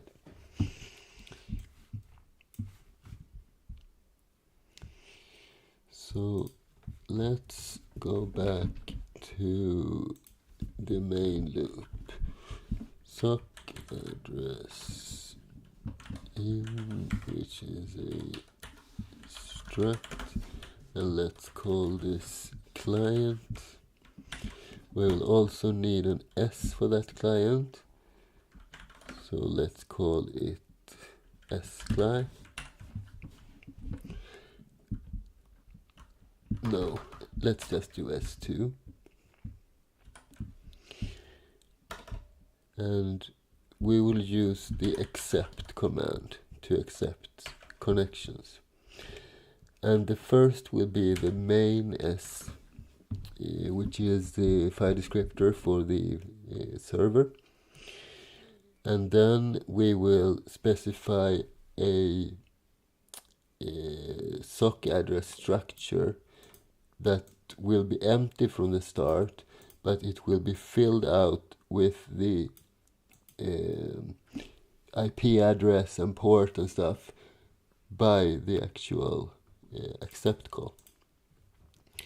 So in order to handle that a little bit better, I will create my own data type which will store that information.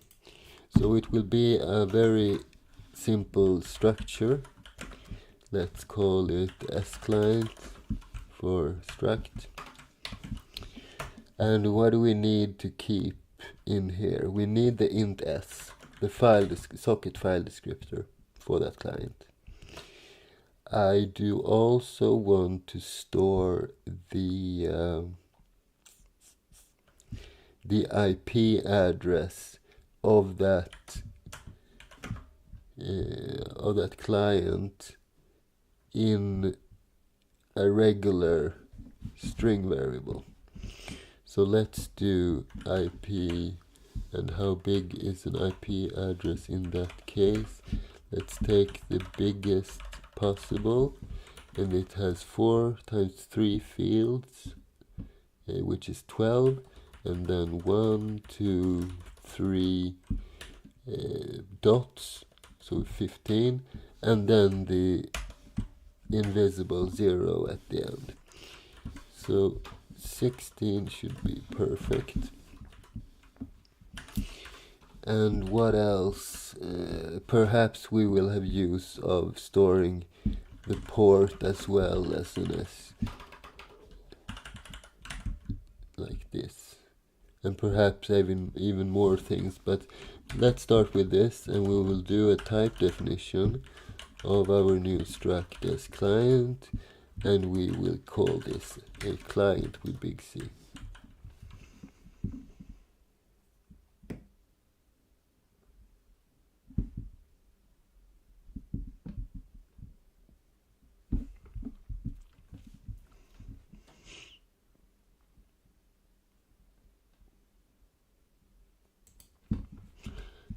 I did the close, right? Here.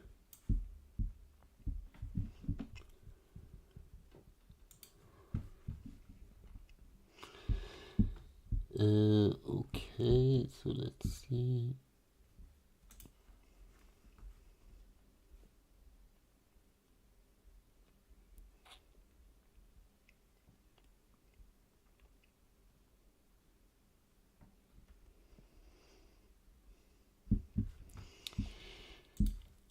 Okay, so we will accept the connections,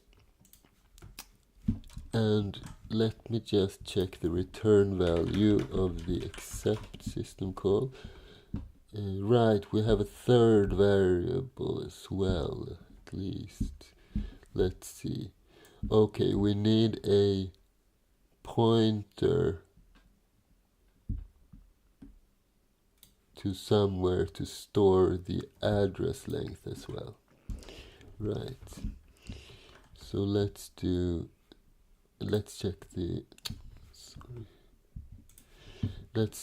the return value at the same time. So on success, it will return the file descriptor. On error, -1. Okay. So it's here. And the second argument is the client structure. So struct sock address star, and we give the client, and then we give the, let's call it len for length. And what is len? It is a int length, and we need to send a reference to that.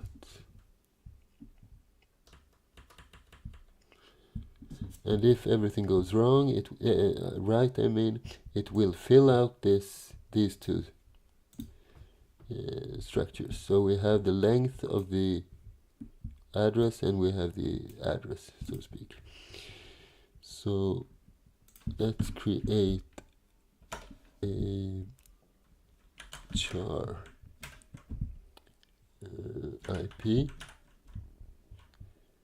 and an int 16 port to temporarily access that, and we will check if this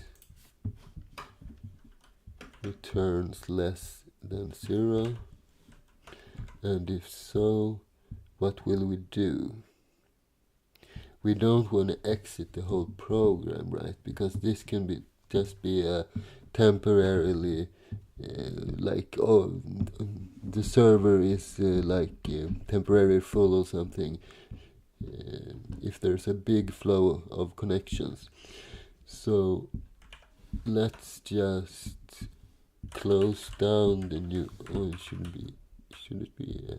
Yeah, it should. We need to store the return value. Let's not do an if statement right away,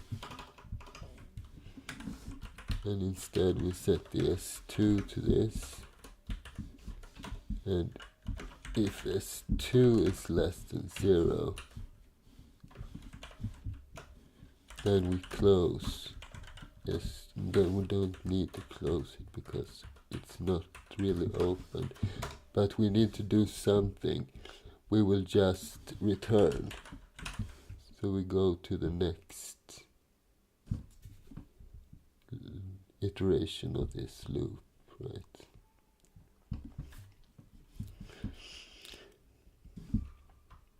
Perhaps we should do some kind of sleep before that.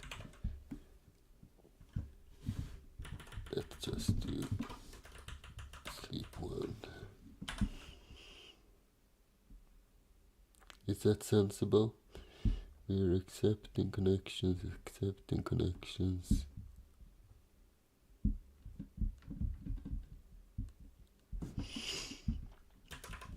We can try it this way first. Okay, so if this doesn't go wrong, we will have a connection. And we need to obtain the address fields. So how do we do that in an easy enough kind of way? The port should be rather simple, right? So S or port equals hton S. Is it S-ton H in the different direction? Let's check the man page. So man 3 S-ton H. No, H-ton S. Or wait a minute, we are changing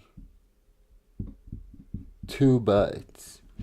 So if we have FF05, for example, the first time around we change it to 05FF. If we run the same function again, we should go back to where we started, right? Let's try that. Oh no, let's shut down the wrong window again. Let's see, we were in cache 22, export home equals pwd. No? Export, oh, like so, and then we go here, and let's just do, so we want it to be an int16 return value, and we're going to run hton S on a int, I would think, of the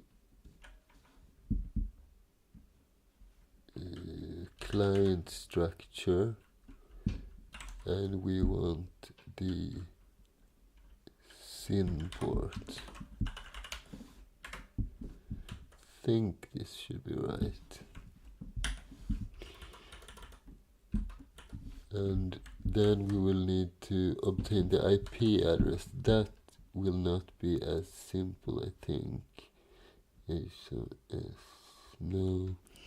Here we need some kind of library call. So let's see. One way it's inet address. The other way should return a char. This one does. It's deprecated. But I think I'm gonna cheat a little and use it even though it is deprecated, and perhaps we can fix that later on. So struct in address in, okay, it just needs that part, okay. So, and what was the name of the function? inet n20a, okay.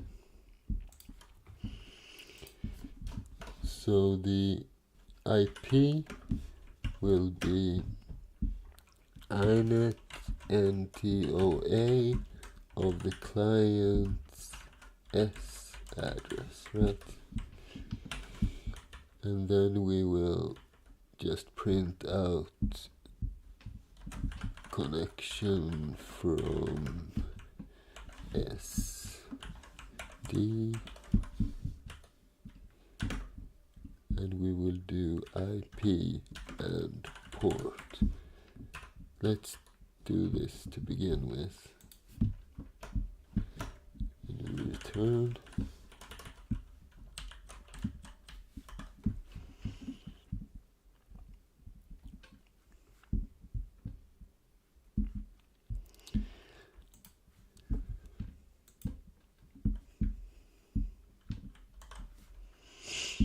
And let's just check the chat for a little bit. John Papa says, my favorite programmer. Thank you so much, John Papa. Welcome to the stream.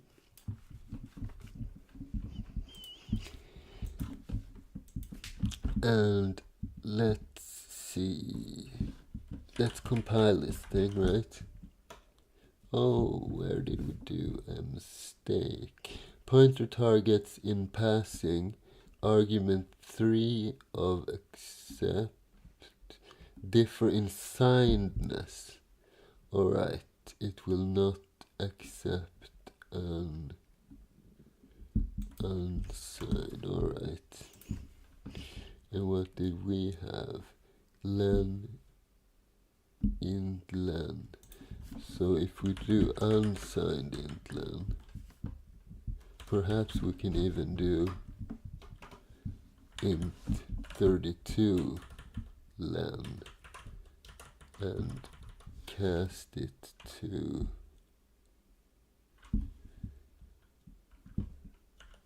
int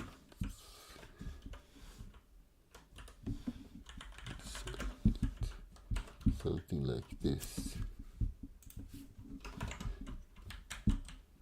making use of our own data structures, right? Okay, that's better. What does it say? Invalid type argument of star. Perhaps it should be dot, because it's not a pointer type. So try dot. You use a pointer, you use an arrow if it's a pointer, if CLI is a pointer, and you use a dot if it's a regular structure, right? So let's do space and clear and make, and now there's only one thing left. Struct sock address in has no, okay, we need to cast that, I suppose.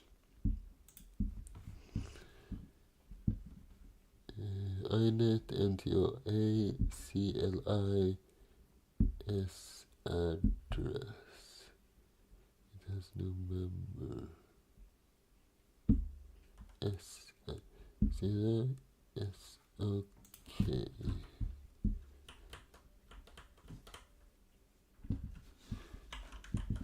Struct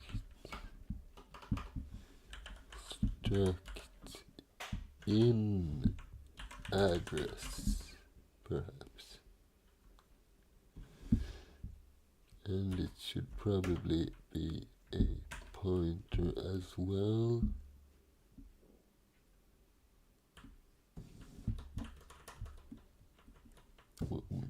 Or let's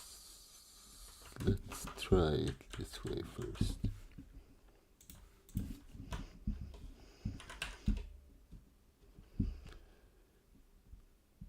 Yeah, that is actually a good enough error message.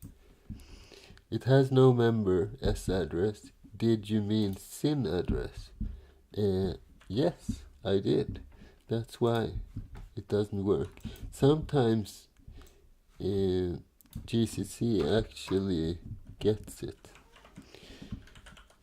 So let's just do that. CLI SYN address.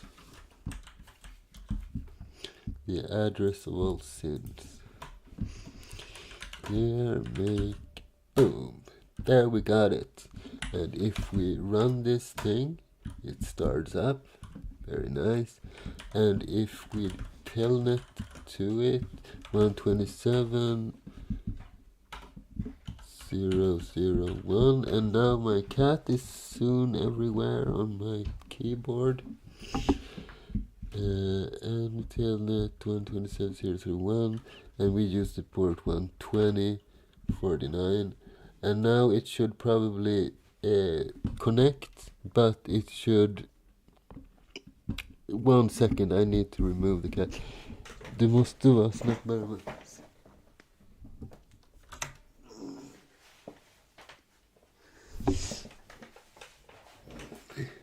Sorry for the interruption. My cat can be quite eager sometime.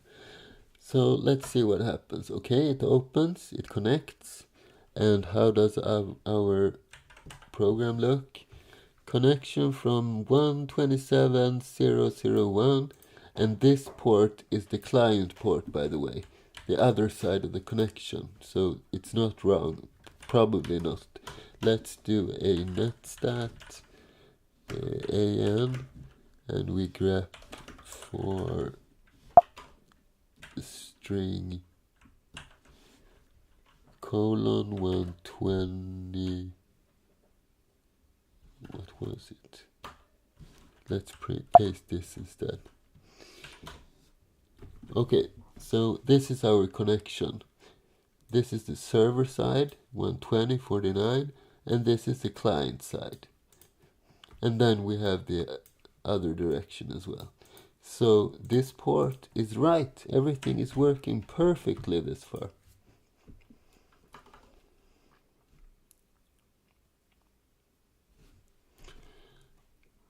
And now everything is great.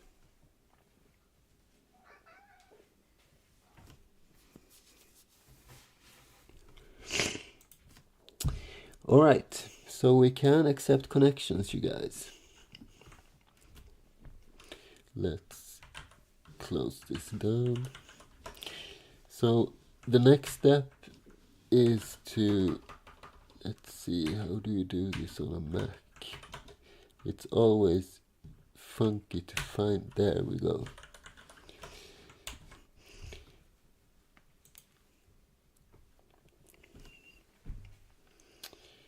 So, all right.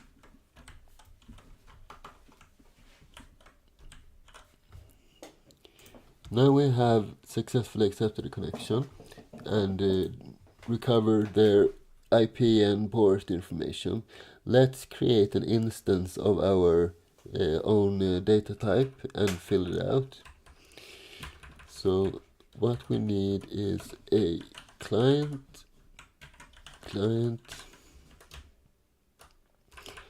and we will simply do it here. So client equals a client star of malloc with a size of struct s, a client, like so. And if we are not able to allocate for that, that's probably a very big error, so I think I will do assert client. Actually, we can discuss that later if we need to choose a better solution. Alright, so now we have constructed that thing. Inside of that we will have an s will be equal to our s, and this time we should have the arrow here because client is a pointer. And did I create the variable? Oh no. Then we have a port field.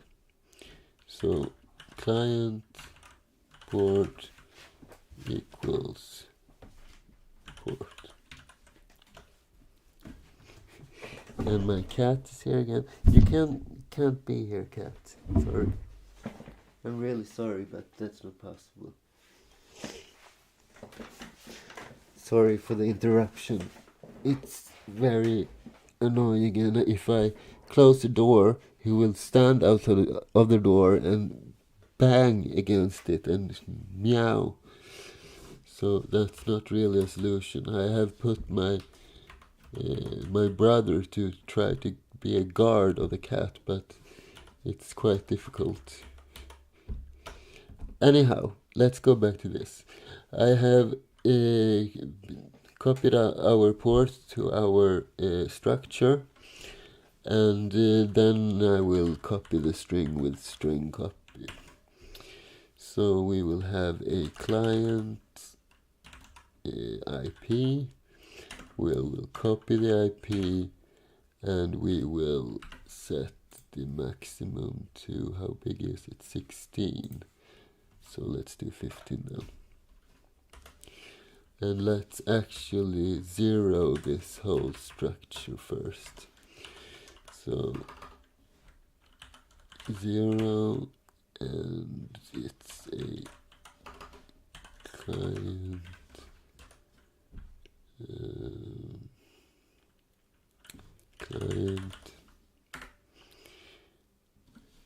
and it's a size of struct s client, and then we will need to create that function. So it's a void 0. It will take in a int 8 buff and a int 16 size. We'll need an int 8 p, and we will need an int 16 n for n equals 0, p equals buff, and we will loop as long as let's see, as n is less than size, and each iteration we will increase n, and we will increase p, and that will be almost it. And then we will do like this. So p equals 0. Yeah. So this will zero basically any structure. Before we forget, let's put it here. So we have a little bit order. Void 0, int 8 star, and int 16. And perhaps we need to, let's see. No, we don't need to cast size of. It'll figure out on its own. So if we copy the maximum to this string, we still have a 0 at the end because of this, right? All right, so what will we do now? This is the main loop. So we will do something. We will fork, right? So we need also a PID. It's a PID T. PID. And what is forking? Well, you take the current process and you fork it. So you split it in half, and your program continues in two independent parts. So we can run things concurrently. So we'll simply do n PID equals fork, and this is quite simple actually. If we have PID. Then we are in the parent. So what will we do here? Not much at the moment. Let's just return. So we go to the next iteration of this main loop. Perhaps we will add some other stuff here. We can clean up a little bit though. Right. So we can free the client.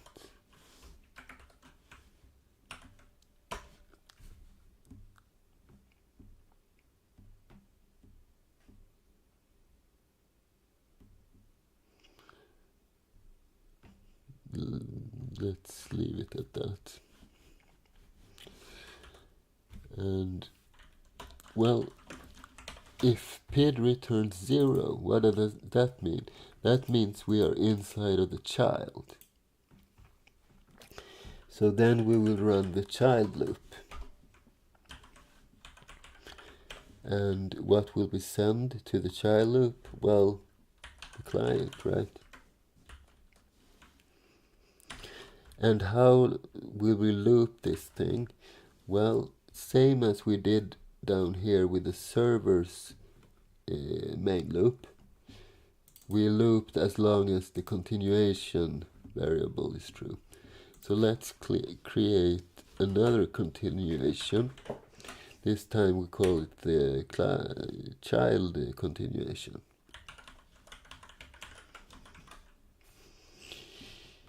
And where are we? Right here. So basically we set the child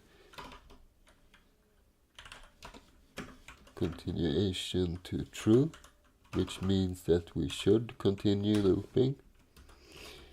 And then we will just do while C continuation child loop. Simple as that. And when child loop is finished, we will close the S2. That's a socket. We will free the child structure, the client structure, and we will return 0. Okay, something like this.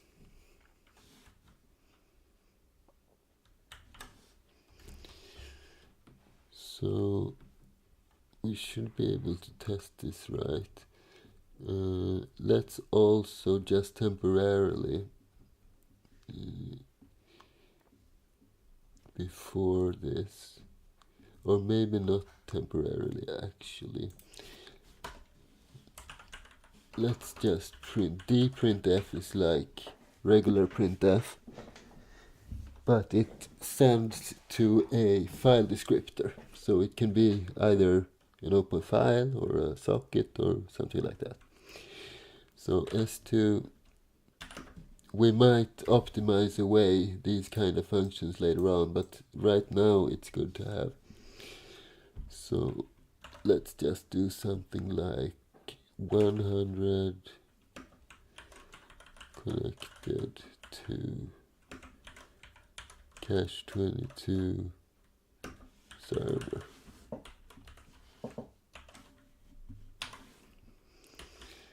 And we will also, let's do dprintf s2, yeah, something like that. And the child loop this far will not be much, so let's just do void child loop client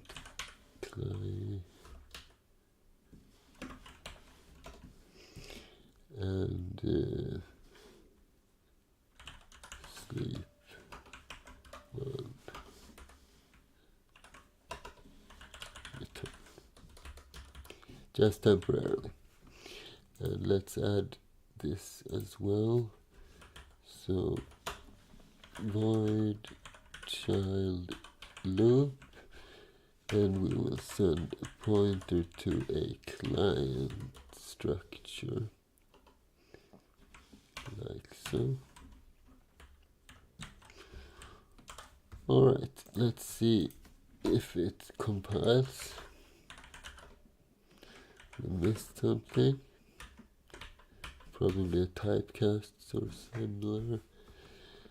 Passing argument 1 of 0 from incompatible pointer type. Client. Okay, we typecasted this a little bit weird. Where is it? Here. It should be int 8, right? Because that's the format we want it in. So we can parse one byte at a time. Okay, that's better. Implicit declaration of child loop. Okay, I used those annoying underscore thingies.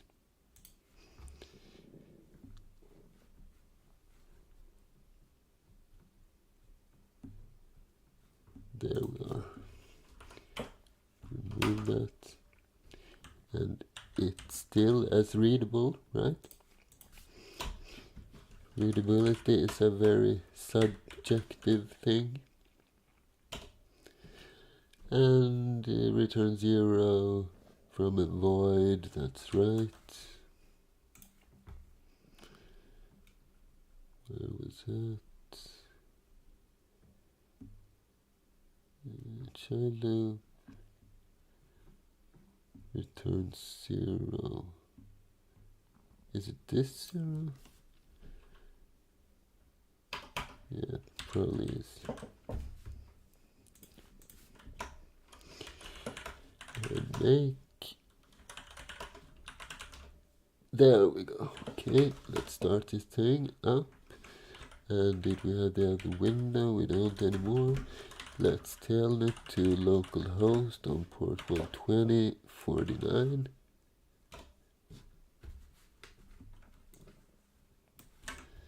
Connected to server. This is being sent by our server. So we are having a connection, ladies and gentlemen. Let me just check out if I missed anything in the chat meanwhile. Here we go. Oh, you've been busy. So let's see. When will it close? I answered that. Is stream over? No, it's most definitely is not. Internet connection was cut off. Nice. Arnhem, no close. Problem with my internet.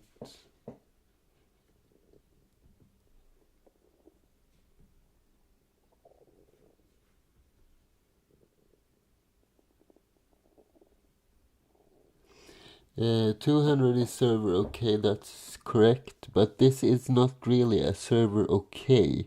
A 200 should be sent by the server when the client has sent something. Like in a web page, you request a web page, you get 200 okay. 100, I think, if I remember correctly, is more of informational stuff such as you are connected to this server. I might be wrong though. Anyhow, we are defining this protocol, right? We together, so we can make up anything we would like actually. I just did a number thingy to make it more understandable, so to speak. Okay. Any questions this far? Please go ahead and ask.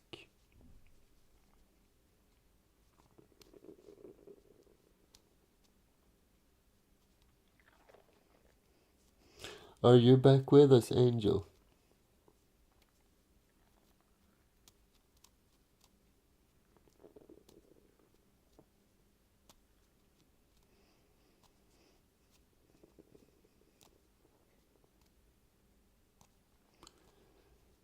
Great, Arnav.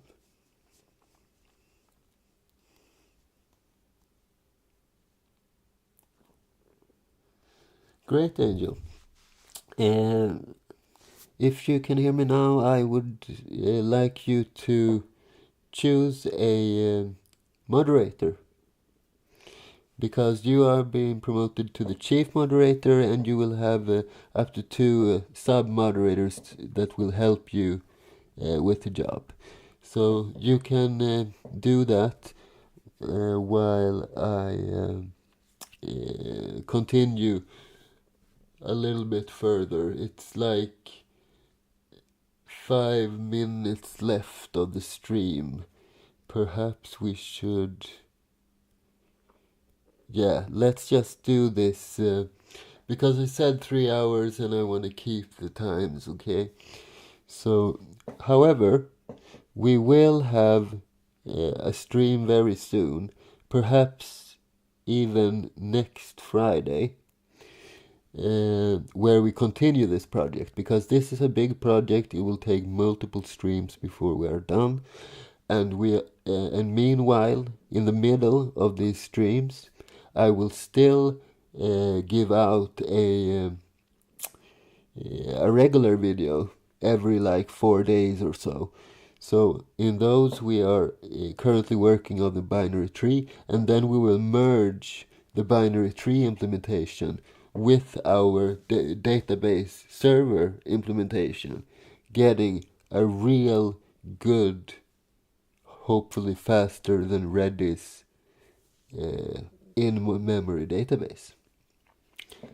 Sounds kind of cool, right?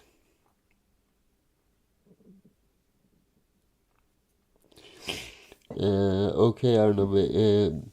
I will, however, create a recording.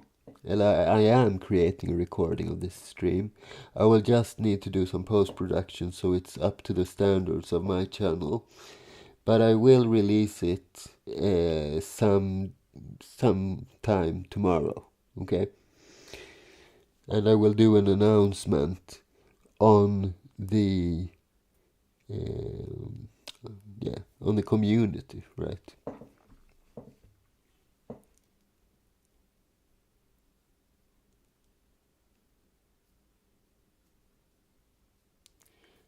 Thank you, Angel.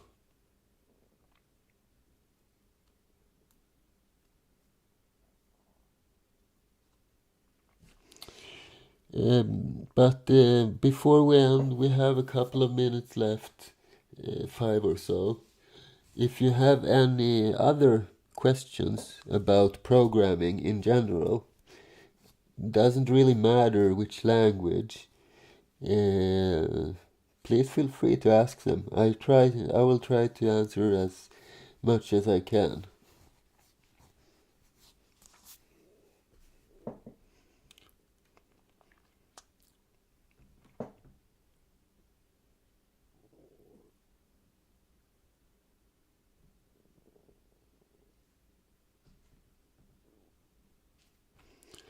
Okay, that's very interesting, Arnab. The thing about the process.age. If you want to, you could send me the code when you are done, and I can tell the rest of the rest of the subscribers how to fix it on Windows, if you want to. If so, you can write to me in the comments or something. Okay, but thank you, Angel. If you guys don't have any additional questions, I will thank you for showing up. I hope I see you next Friday as well. And take care, everyone. You know I love you guys.